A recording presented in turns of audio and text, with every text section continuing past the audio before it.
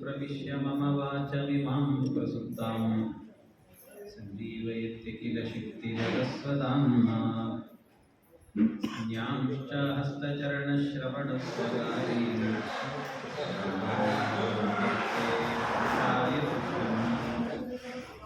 भवदरोष्णेन तातप्यमानान् भुवि परन्नाथमप्रेक्षमाणान् भुवनमान्येन च अन्येन दोष्णा भवतु धीर्मा इति नः सान्त्वयन्तम् प्रणतवान् प्राणिनां प्राणभूतं प्रणतिर्क्रीडये पूर्णबोधम् तपो विद्या विरक्त्यादि सद्गुणभोगाकरानहम् वादिराजगुरून् वन्दे हयग्रीवपदाश्रयान् मूकोऽपि यत्प्रसादेन मुकुन्दशयनायते राजराजायते रिक्तो राघवेन्द्रं तमाश्रये अनवद्यात्मचारित्रं वादिकद्योतभास्करम् विद्यामान्यगुरुं वन्दे विद्याविद्योतभास्वरम् तपस्वाध्यायशुश्रूषा कृष्णपूजारतं मुनिम् विश्वेशमिष्टदं वन्दे परिव्राट्चक्रवर्तिनम् श्रीमल्लक्ष्मीनृसिंहस्य श्रियं दिशतु मे नतः स्वभक्ताभीष्टदानाय समुपात्तदशाकृतेः वस्तुस्तुतं सुरस्तोमैः अस्तुशस्तं मया स्तुतं मस्तु हस्तं प्रस्तुताय श्रुतिमस्तकविश्रुतम् श्रीमदानन्दतीर्थेन्दु भासतां मम मानसे आशासे साधुशब्दार्थ सरिदीशाभिवृद्धये श्रीमतो राघवेन्द्रस्य रसनारङ्गनर्तकी शब्दाम्बुदिशरज्योत्स्ना शरणं मम शारदा श्री गुरुभ्यो नमः हरि ओಂ हरि ओಂ हरि ओಂ ವೆಂಕಟನಾಥರು ವಿವಾಹ ಆಗಿ ಸ್ವಲ್ಪ ದಿವಸ ಸಂಸಾರದಲ್ಲಿದ್ದರು. ಹೆಂಡತಿ ಜೊತೆಗೆ ಒಂದಷ್ಟು ದಿವಸ ವಾಸ ಮಾಡಿದರು. ವಿವಾಹ ಆದ ಮೇಲೂ ಕೂಡ ಇನ್ನೂ ಅವರಿಗೆ ಅಧ್ಯಯನ ಮಾಡಬೇಕು ಅಂತ ಅನಿಸ್ತು. ಮತ್ತೆ ಅಧ್ಯಯನ ಮಾಡಬೇಕು ಅಂತ ಅನಿಸಿ ಅಧ್ಯಯನಕ್ಕೆ ಅಂತ ಸುಧೀಂದ್ರ ತೀರ್ಥರ ಗುರುಕುಲಕ್ಕೆ ಹೋಗ್ತಾರೆ. ಮತ್ತೆ ಸುಧೀಂದ್ರ ತೀರ್ಥರ ಗುರುಕುಲಕ್ಕೆ ಹೋಗಿ ಅಧ್ಯಯನವನ್ನು ಆರಂಭ ಮಾಡಿದರಂತೆ. ಹಾಗೆ ಅವರ ವಿದ್ಯಾಭ್ಯಾಸ ಎನ್ನುವುದು ಹೇಗೆ ನಡೀತಾ ಇತ್ತು ಅಂತ ಹೇಳ್ತಾರೆ. ವಿವಾಹ ಆದ ಮೇಲೆ ಮತ್ತೊಂದು ವಿದ್ಯಾಭ್ಯಾಸ ಅವರದ್ದು. ಆಗ ಹೇಗೆ ಅಧ್ಯಯನ ಮಾಡ್ತಿದ್ರು ವೆಂಕಟನಾಥರು ಅಂದರೆ ಶಾಬ್ದಂ ಭಾಷ್ಯಂ ಜಾಯದೇವೀಂಚ ಟೀಕಾಂ ಭಾಟ್ಟಂ ತಂತ್ರಂ ಭಾಮತೀಂ ಗೌರವಂಚ ವ್ಯಾಸಾರ್ಯೋಕ್ತಾಂ ಚಂದ್ರಿಕಾಂ ವೆಂಕಟಾರ್ಯೋ ಯದ್ಯದ್ವೇದ್ಯಂ ತತ್ತದಭ್ಯಸ್ಯತಿ ಸ್ಮ. ಏನು ಓದಬೇಕು, ಒಬ್ಬ ಸಂಸ್ಕೃತ ಪಂಡಿತ ಅಂತಾದ ಮೇಲೆ ಏನೆಲ್ಲ ಅಧ್ಯಯನ ಮಾಡಬೇಕು, ಒಂದು ಗ್ರಂಥವನ್ನು ಬಿಡದೇನೆ ಪ್ರತಿಯೊಂದು ಗ್ರಂಥಗಳನ್ನು ಕೂಡ ಅಧ್ಯಯನ ಮಾಡಿದ್ರಂತೆ. ಎಲ್ಲ ಗ್ರಂಥಗಳನ್ನು ಕೂಡ ಶಾಬ್ದಂ ಭಾಷ್ಯಂ, ಒಂದು ವ್ಯಾಕರಣ ಪಾತಂಜಲ ಮಹಾಭಾಷ್ಯ ಅಂತ ಹೇಳ್ತಾರೆ. ಬಹಳ ಕಠಿಣವಾದ ಗ್ರಂಥ. ಅಂತಹ ಗ್ರಂಥವನ್ನು ಅಧ್ಯಯನ ಮಾಡ್ತಾ ಇದ್ರಂತೆ. ಇನ್ನಷ್ಟೇ ಅಲ್ಲ, ಜಾಯದೇವಿ ಇಂಚ ಟೀಕಾಂ, ಇನ್ನೊಂದು ಜಯದೇವ ಅಂತೊಬ್ಬ ವ್ಯಕ್ತಿ, ಅವನು ಬರೆದಂಥ ಟೀಕೆ, ಅದನ್ನು ಕೂಡ ಅಧ್ಯಯನ ಮಾಡ್ತಿದ್ರು. ಅಷ್ಟೇ ಅಲ್ಲ, ಭಾಟ್ಟಂ ತಂತ್ರಂ, ಕುಮಾರಿಲ ಭಟ್ಟ ಅಂತ ಒಬ್ಬ ಪೂರ್ವಮೀಮಾಂಸಾ ಅನ್ನೋ ಗ್ರಂಥವನ್ನು ಬರೆದಿದ್ದಾರೆ. ಅದನ್ನು ಅಧ್ಯಯನ ಮಾಡ್ತಾ ಇದ್ರಂತೆ. ಭಾಮತಿ ಅಂತ ವಾಚಸ್ಪತಿ ಮಿಶ್ರ ಅಂತ ಒಬ್ಬರು, ಅವರು ಬರೆದಂಥ ಗ್ರಂಥ ಭಾಮತಿ ಅಂತ ಒಂದು ಗ್ರಂಥ. ಆ ಭಾಮತಿ ಗ್ರಂಥವನ್ನು ಕೂಡ ಅಧ್ಯಯನ ಮಾಡ್ತಾ ಇದ್ರಂತೆ. ಇದರ ಜೊತೆಗೆ ಗೌರವಂ ಅಂತಂದ್ರೆ ಗುರು ಪ್ರಭಾಕರ ಅಂತ ಒಬ್ಬರು, ಪ್ರಾಭಾಕರ ಮತ ಅಂತ ಬರ್ತದೆ. ಇದೆಲ್ಲ ಶ್ರೀಮನ್ ನ್ಯಾಯಸುಧಾ ಗ್ರಂಥ ಓದಿದ್ರೆ ಅಲ್ಲಲ್ಲಿ ಈ ವಿಷಯಗಳೆಲ್ಲ ಬರ್ತಾರೆ. ಅಂತ ಪ್ರಭಾಕರ ಮತ ಅಂತ ಅವರು ಬರೆದಂತ ಪ್ರಾಭಾಕರರು ಅಂದ್ರೆ ಪ್ರಭಾಕರ ಗುರುಗಳು ಬರೆದಿರುವಂತಹ ಒಂದು ಗ್ರಂಥ ಪೂರ್ವಮೀಮಾಂಸಾ ಅಂತಲೇ ಕರೀತಾರೆ ಅದನ್ನು. ಆ ಗ್ರಂಥವನ್ನ ಜೊತೆಗೆ ವ್ಯಾಸಾರ್ಯೋಕ್ತಾಂ ಚಂದ್ರಿಕಾಂ ವೆಂಕಟಾರ್ಯೋ ವ್ಯಾಸಾರ್ಯ ವ್ಯಾಸರಾಜರು ಬರೆದಂತ ಗ್ರಂಥ ಚಂದ್ರಿಕಾ ಗ್ರಂಥ, ತಾತ್ಪರ್ಯ ಚಂದ್ರಿಕಾ ಗ್ರಂಥ. ಆ ಗ್ರಂಥವನ್ನು ಕೂಡ ಯದ್ಯದ್ವೇದ್ಯಂ ತತ್ತದ್ ಅಭ್ಯಸ್ಯತಿ ಸ್ಮ. ಯಾವ್ಯಾವ ಗ್ರಂಥಗಳು ಅಂತ ಓದಬೇಕಿದೆ ಅಲ್ವಾ, ಅದೆಲ್ಲವನ್ನು ಕೂಡ ಅಧ್ಯಯನ ಮಾಡುತ್ತಾರೆ. ಎಲ್ಲ ಅಧ್ಯಯನ ಮಾಡ್ತಿದ್ರು. ಸಾಮಾನ್ಯವಾಗಿ ಒಬ್ಬ ವ್ಯಕ್ತಿ ಸಂಸ್ಕೃತ ಸಾಹಿತ್ಯದಲ್ಲಿ ಅಧ್ಯಯನ ಮಾಡ್ತಾನೆ ಅಂದ್ರೆ ಎಲ್ಲ ಗ್ರಂಥಗಳನ್ನು ಓದೋದು ಅಂತಿಲ್ಲ. ಎಲ್ರಿಗೂ ಗೊತ್ತಿರೋದೇನು ಅಂದ್ರೆ ಸಾಮಾನ್ಯವಾಗಿ ಲೌಕಿಕರಿಗೆಲ್ಲ ಸಾಮಾನ್ಯ ಗೊತ್ತಾಗೋದು, ಯಾರಾದರೂ ಶಾಸ್ತ್ರ ಓದಿದ್ದಾರೆ ಎಂದು ಕೂಡಲೇ ಮೊದಲು ಮಾಡೋದೇನು ಅಂದ್ರೆ ನನ್ನ ಕೈ ನೋಡಿ ಹೇಳು ಅಂತ ಕೇಳ್ತಿರ್ತಾರೆ. ಏನಿಲ್ಲ, ಅವ್ರು ಸಂಸ್ಕೃತ ಓದಿದ್ದಾರೆ ಅಂದ್ರೆ ಸಾಕು, ಜ್ಯೋತಿಷ್ಯ ಕಲ್ತಿದ್ದಾರೆ ಅಂದ್ರೆ ಸಂಸ್ಕೃತ ಅಂತಂದ್ರೇನೆ ಬರೀ ಒಂದು ಜ್ಯೋತಿಷ್ಯ ಪೌರೋಹಿತ್ಯ ಅಂತ ತಿಳ್ಕೊಂಡ್ಬಿಟ್ಟಿದ್ದಾರೆ ಜನ. ಹಾಗಲ್ಲ, ಸಂಸ್ಕೃತ ಸಾಹಿತ್ಯದಲ್ಲಿ ಅಧ್ಯಯನ ಮಾಡಲಿಕ್ಕೆ ಈ ಆಯುಷ್ಯ ಇದ್ರೂ ಕೂಡ ಸಾಕಾಗೋದಿಲ್ಲ, ಅಷ್ಟು ಸಾಹಿತ್ಯ ಎನ್ನುವಂತಹದ್ದಿದೆ ಸಂಸ್ಕೃತದಲ್ಲಿ. ಅದರಲ್ಲಿ ಸಾಮಾನ್ಯವಾಗಿ ಒಬ್ಬ ವ್ಯಕ್ತಿ ಸಂಸ್ಕೃತವನ್ನು ಅಧ್ಯಯನ ಮಾಡೋದು ಅಂದ್ರೆ ಏಕಸ್ಮಿನ್ ಜನ್ಮನಿ ಏಕಂ ಶಾಸ್ತ್ರಂ ಅಂತ ಹೇಳುತ್ತಾರೆ. ಒಂದು ಜನ್ಮ ಇದೆ ಅಂದ್ರೆ ಒಂದು ಶಾಸ್ತ್ರ, ಒಂದು ವ್ಯಾಕರಣ ಶಾಸ್ತ್ರ ಅಥವಾ ತರ್ಕಶಾಸ್ತ್ರ, ಮೀಮಾಂಸಾ ಶಾಸ್ತ್ರ, ಅದ್ವೈತ ಶಾಸ್ತ್ರ, ದ್ವೈತ ಶಾಸ್ತ್ರ, ವಿಶಿಷ್ಟಾದ್ವೈತ ಶಾಸ್ತ್ರ, ಹೀಗೆ ಯಾವುದೋ ಒಂದು ಶಾಸ್ತ್ರವನ್ನು ಅಧ್ಯಯನ ಮಾಡಬೇಕಷ್ಟೇ. ಎಲ್ಲಾ ಶಾಸ್ತ್ರಗಳನ್ನು ಓದೋದು, ಎಲ್ಲವನ್ನು ತಿಳಿದವರು ಅನ್ನೋದು ಬಹಳ ವಿರಳ. ಅಂಥದ್ರಲ್ಲಿ ಸಕಲ ಶಾಸ್ತ್ರ ಪಾರಂಗತರಾದಂತಹ ಮಹಾತ್ಮರು ಅಂದ್ರೆ ವೆಂಕಟನಾಥರು ಅಂತ ಹೇಳುತ್ತಾರೆ. ಎಲ್ಲ ಶಾಸ್ತ್ರಗಳನ್ನು ಅಧ್ಯಯನ ಮಾಡ್ತಿದ್ರಂಥವ್ರು, ಎಲ್ಲ ಶಾಸ್ತ್ರಗಳನ್ನು. ಹಾಗೆ ಎಲ್ಲವನ್ನೂ ಕೂಡ ಅಧ್ಯಯನ ಮಾಡ್ಲಿಕ್ಕೆ ಟೈಮ್ ಆದರೂ ಎಲ್ಲಿತ್ತು ಅವ್ರ ಹತ್ರ ಅಂತ ಕೇಳಿದ್ರೆ ಅವ್ರು ಹೇಳ್ತಾರೆ, ಒಂದೊಂದು ಕಾಲಕ್ಕೆ ಒಂದೊಂದು ಗ್ರಂಥಾಧ್ಯಯನ ಅಂತ ಇಟ್ಟುಕೊಂಡಿದ್ರಂತೆ. ಪ್ರಾತಸ್ನಾತ್ವ ಸಾಧು ವೇದಾಂತ ಭಾಷ್ಯಂ ಶಾಬ್ದಂ ಪಶ್ಚಾತ್ ತರ್ಕಶಾಸ್ತ್ರಂ ತತಸ್ಸಹ ಪೂರ್ವಂ ತಂತ್ರಂ ಭಾವದನ್ ವೆಂಕಟಾರ್ಯೋ ತುರ್ಯೇಯಾಮೆ ಕಾಂಚಿದಬ್ದಾನನೈಷೀತ್. ವೆಂಕಟನಾಥರ ಅಧ್ಯಯನ ಕಾಲ ಹೇಗಿತ್ತು ಅಂದ್ರೆ ಪ್ರಾತಸ್ನಾತ್ವ, ಬೆಳಗಿನ ಕಾಲದಲ್ಲಿ ಸ್ನಾನ ಆಯಿತು ಅಂತಾದ್ರೆ ಮೊದಲು ಅಧ್ಯಯನ ಮಾಡ್ತಾ ಇದ್ದದ್ದು ಯಾವುದು ಅಂದ್ರೆ ಉತ್ಕೃಷ್ಟವಾದಂತಹ ವೇದಾಂತ ಭಾಷ್ಯಂ, ಉಪನಿಷತ್ ಭಾಷ್ಯಗಳನ್ನು ಅಧ್ಯಯನ ಮಾಡ್ತಿದ್ರಂತೆ. ಮಧ್ವಾಚಾರ್ಯ ಬರೆದಿರುವಂತಹ ಏನು ದಶೋಪನಿಷತ್ತುಗಳ ಭಾಷ್ಯ ಇದೆ, ಆ ಎಲ್ಲ ಭಾಷ್ಯಗಳನ್ನ, ಬ್ರಹ್ಮಸೂತ್ರ ಭಾಷ್ಯವನ್ನ, ಇನ್ನು ಅನುವ್ಯಾಖ್ಯಾನ ಗ್ರಂಥವನ್ನ, ನ್ಯಾಯಸುಧಾ ಗ್ರಂಥ, ಇದೆಲ್ಲ ಅಧ್ಯಯನ ಮಾಡೋರಂತೆ. ಇನ್ನು ಅದು ಆದ ನಂತರ ದ್ವಿತೀಯ ಯಾಮದಲ್ಲಿ ಅಧ್ಯಯನ ಮಾಡ್ತಾ ಇದ್ದದ್ದು ಅಂದ್ರೆ ಶಾಬ್ದಂ ಪಶ್ಚಾತ್ ತರ್ಕಶಾಸ್ತ್ರಂಚ ತರ್ಕಶಾಸ್ತ್ರಂ ತತಸ್ಸಹ, ಆಮೇಲೆ ವ್ಯಾಕರಣ ಶಾಸ್ತ್ರ. ಅದು ಆಯಿತು ಅಂದ್ರೆ ಮತ್ತೆ ಒಂದು 10 ನಿಮಿಷ ರೆಸ್ಟು ಇಲ್ವೇ ಇಲ್ಲ. ಮತ್ತೆ ನೆಕ್ಸ್ಟ್ ಇನ್ನೊಂದೇನು ಅಂದ್ರೆ ತರ್ಕಶಾಸ್ತ್ರ ಅಂತ, ತರ್ಕಶಾಸ್ತ್ರ ಅಧ್ಯಯನ ಅಂತ ಮಾಡ್ತಿದ್ರು. ಕೆಲವರು ಹೇಳ್ತಾರೆ ತರ್ಕಶಾಸ್ತ್ರ ಅಂತಂದ್ರೆ ಓದಬಾರದು ಅಂತ ಇದೆ, ಇಲ್ಲ ಅಂತಲ್ಲ, ಶಾಸ್ತ್ರದಲ್ಲಿ ಇದೆ. ತರ್ಕ ಅಪ್ರತಿಷ್ಠ ಅಂತ ಹೇಳ್ತಾರೆ. ತರ್ಕ ಓದಿದ್ರೆ ಇಷ್ಟು ಬುದ್ಧಿ ಚುರುಕಾಗ್ತದಲ್ಲ, ಆ ಬುದ್ಧಿ ಯೋಚನೆ ಮಾಡ್ಲಿಕ್ಕೆ ಸಾಧ್ಯ ಇಲ್ಲ, ಅಷ್ಟು ಚುರುಕಾಗ್ತದಂತೆ ಬುದ್ಧಿ ಎನ್ನುವಂತ. ಭಾರಿ ಅದ್ಭುತ ತರ್ಕಶಾಸ್ತ್ರ ಅಂತಂದ್ರೆ. ಆದ್ರೆ ಒಂದು ಮಾತು ಹೇಳ್ತಾರೆ, ಯಾರು ತರ್ಕಶಾಸ್ತ್ರ ಓದ್ತಾರೋ ಅವರು ಮುಂದಿನ ಜನ್ಮದಲ್ಲಿ ನಾಯಿ ಜನ್ಮ ಬರುತ್ತದೆ ಅಂತ ಹೇಳ್ತಾರೆ.